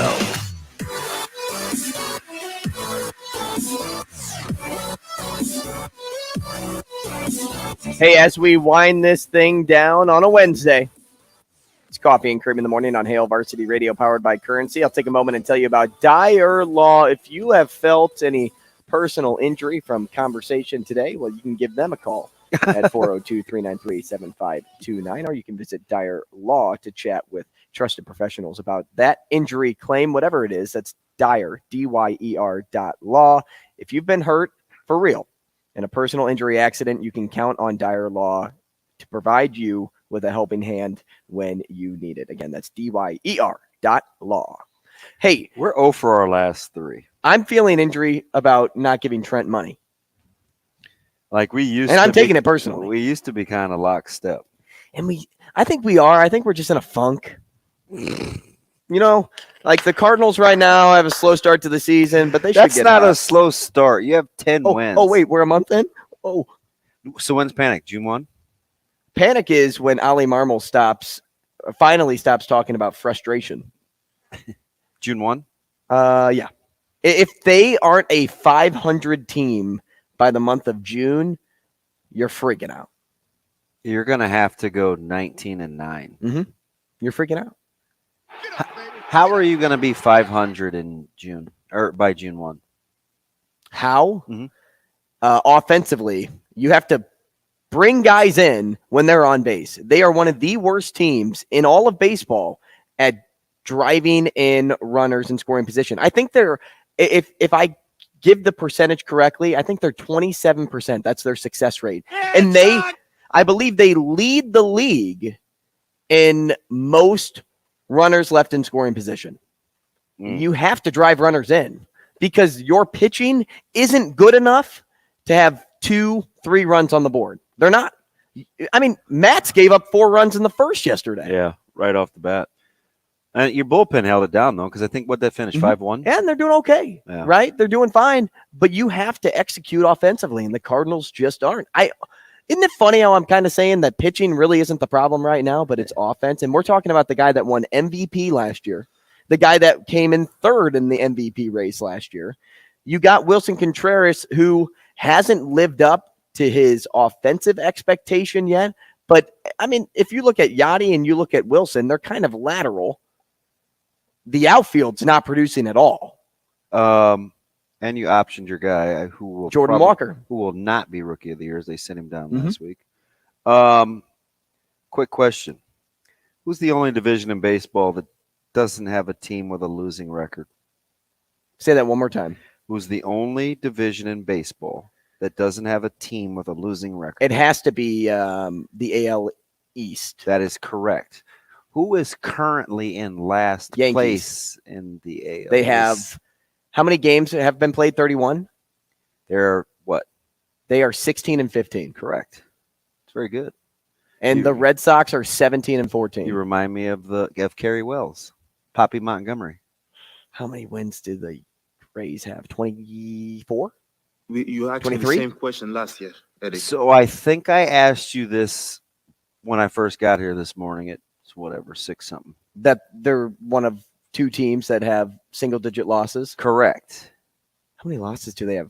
Do they really only have like 6-7 losses? Which one? Well, if they have 6, then they're 25-6. They are not 25-6, but they only have 6 losses. So are they 26-6? They are 24-6. Okay. I didn't know if they played one extra game. They are 24-6. And the only other team with single-digit losses in the division is Baltimore. Yeah. Did you see how Kansas City got up 3-0. Yes. Baltimore's good. They rally. They're just. They rally. It's just a. It's a good scrappy bunch. Remember, and I told you we have a guy that listens that's a huge Baltimore fan, so I kind of cheer for those. And I also cheer for the Orioles because of Greg Olson, who went to my high school. His dad was one of my favorite coaches. Not of to be all time. confused with the Carolina Panthers, Greg Olson. No, 2 G's, 1 G. Olson, Olsen. Yes. Greg, my favorite, 2 G's. GG. That thing wet. Well, his curveball was filthy. Oh, it's ridiculous. He's a stud too. Hey, for those that are following sports news when they come through on social media, Jonathan Lawson has committed to Creighton just about 10 minutes ago. Yeah. So they are. You think they're done? I think they're done until they know what Trey and Kalk are doing. Yeah. Because you don't want to overdo it and then kind of find yourself with your hands tied up. I'm telling you, sure as I'm sitting here, I think Kalk comes back. I would absolutely agree. Trey. I think Trey comes back too. I think they both. No, do. like my gut. Sure. Like what I would do. I think I know. Trey could get a more favorable grade, like feedback, especially with what's coming out in the draft this year, than certainly Kalk will. And Kalk's pretty measured, right? I said this during the season and it kind of got buried because it was innocuous. I was like, Kalk's the type of guy that'll like look at backup centers in the league and decide if this is a good year. Mm-hmm. Like he's not one of those guys that is like, hey man, I'm going to, be a starter in the NBA. Like he's looking at roster spots. And he knows. The big man, so he knows, right? He knows where he fits best too. Yeah. And he's recently engaged. I think life is good. And why would you leave, right? And you have one of the best. Is you his have one of the best. Still staying at Creighton? Yeah. And you have one of the best NIL programs in the country. Yeah. And that's another reason why I think Trey stays, because even if he goes to the league, at best, I see Trey as an early second rounder at best. And if he gets picked in the late second round, or if he goes undrafted, he's obviously coming back. Yeah. No doubt in my mind. No, I'm with you. So that team shapes up to be pretty good. And Lawson's a good addition, as Matt DeMarinis reports, shot 41.3%. I would say from the field, I believe is missing there in his freshman season with Memphis. So a good addition there. And I think he's a really good ball handler in highlights that I've seen. Just really good off the dribble. And he's lengthy and lanky, where he can get to the rim. Lengthy and lanky. When he can get to the rim. Meet me at the rim. And like one step from the perimeter. Hey, that's probably somebody we got to get here in the next couple of weeks, Shane. Nicholas Allen, according to you? Yes. I'll track him down. I'll see if he's at. So I don't think he's there. He and Rude did a impromptu reaction. Mm-hmm. And I'm not going to say gut reaction because I hate when people do that. My gut reaction. But he and Rude did a deal after Casey Thompson hit the portal. And I know you're overly consumed with my commitment continuum, as was everybody that I ran into yesterday. That's just how I think. Right. Like, it's like, are you a philosopher? Yes, I think very deeply. So I think early on in my media career, it was like, man, it's a lot of psychobabble. Like this dude. Yeah. But I'm like wine, right? Like I'm better with age. You're probably not gonna fine wine. You're probably not gonna like me right away. But if you just if you give me some time, that's not true. I'll start to make some sense. Sometimes you're like a barefoot. Like you're good right away, dude. Like the cheap wine. Yeah, dude, that sucks. Well, you can finish the bottle, unless So I did go through a stretch. I was super broke and didn't want to spend money on alcohol ever. Mm-hmm. So I went through a peach Moscato, a barefoot peach Moscato, and a barefoot That apple, is a cheap fruity wine. And a barefoot apple. It was like $4. Uh-huh. And I was like, golly, man, why does my head always hurt? I was like, yeah, I probably better grow up. I probably better grow up. I believe the alcohol content's still the same. Except you have to drink more of it. I was it just, tastes so good. I was just telling somebody yesterday. It's so cheap. Collide. It's a song. Nope. Because people like get invested in things with like 3 or 4% alcohol, and I'm like, I just drink. Why bother? Right? Like, and I'm not advocating, hey, Right. like, be high functioning alcoholic, but like 3 or 4%, like, just go grab some Minute Maid or Seneca or whatever, right? Like your nearest local grocer with strawberry lemonade, because you're gonna get the sugars, right, that are in those things, and you aren't gonna get a buzz if you get pulled over. But conversely, I'd be like Mr. 80 proof. I'm like, if it ain't 80, I need Everclear. No, that's a lie. So back to the commitment continuum. So a couple of people wanted me to send like some more information, and we're like all in. Could you see that being like is that something if you were like coaches, or a CEO, you'd like post everywhere on the to wall. help build your If I'm Deion Sanders, it's on the wall. Okay, that's crazy, because remember what we talked about though. Like the coaches have to be. Oh, I think I said this on Benning Bites, so it wasn't me and you, but I said the coaches have to adhere to that too. Oh yeah. So the coaches have to adhere to as I'm banging this. You're just getting the bubbles out. The coaches have to adhere to the commitment continuum too, because that's like real modeled behavior. But how clean is that as a benchmark to use on where you are in the program? It's tangible. It's not just words. Right. Hey, you still resisting? Hey, are you compelled? Hey, are you all, you know what I mean? It's not just coaches. It's everyday life for these guys too. It's super portable. It's what they take home. Shoot, use it with your family. That's what I'm saying. Right? Like, or CEOs or whatever. Okay, so along the same lines, and we're running out of time today, but tomorrow I'm going to bring up that deep thought that I was put into. Deep thoughts. I'm going to think like Matt Rule tomorrow. I said I was going to do it today. I'm going to think like him tomorrow, because DB thinks like Matt Rule all the time, because he's a philosopher. You're a deep thinker. It's not true. So you'll just have to wait and see. See you then.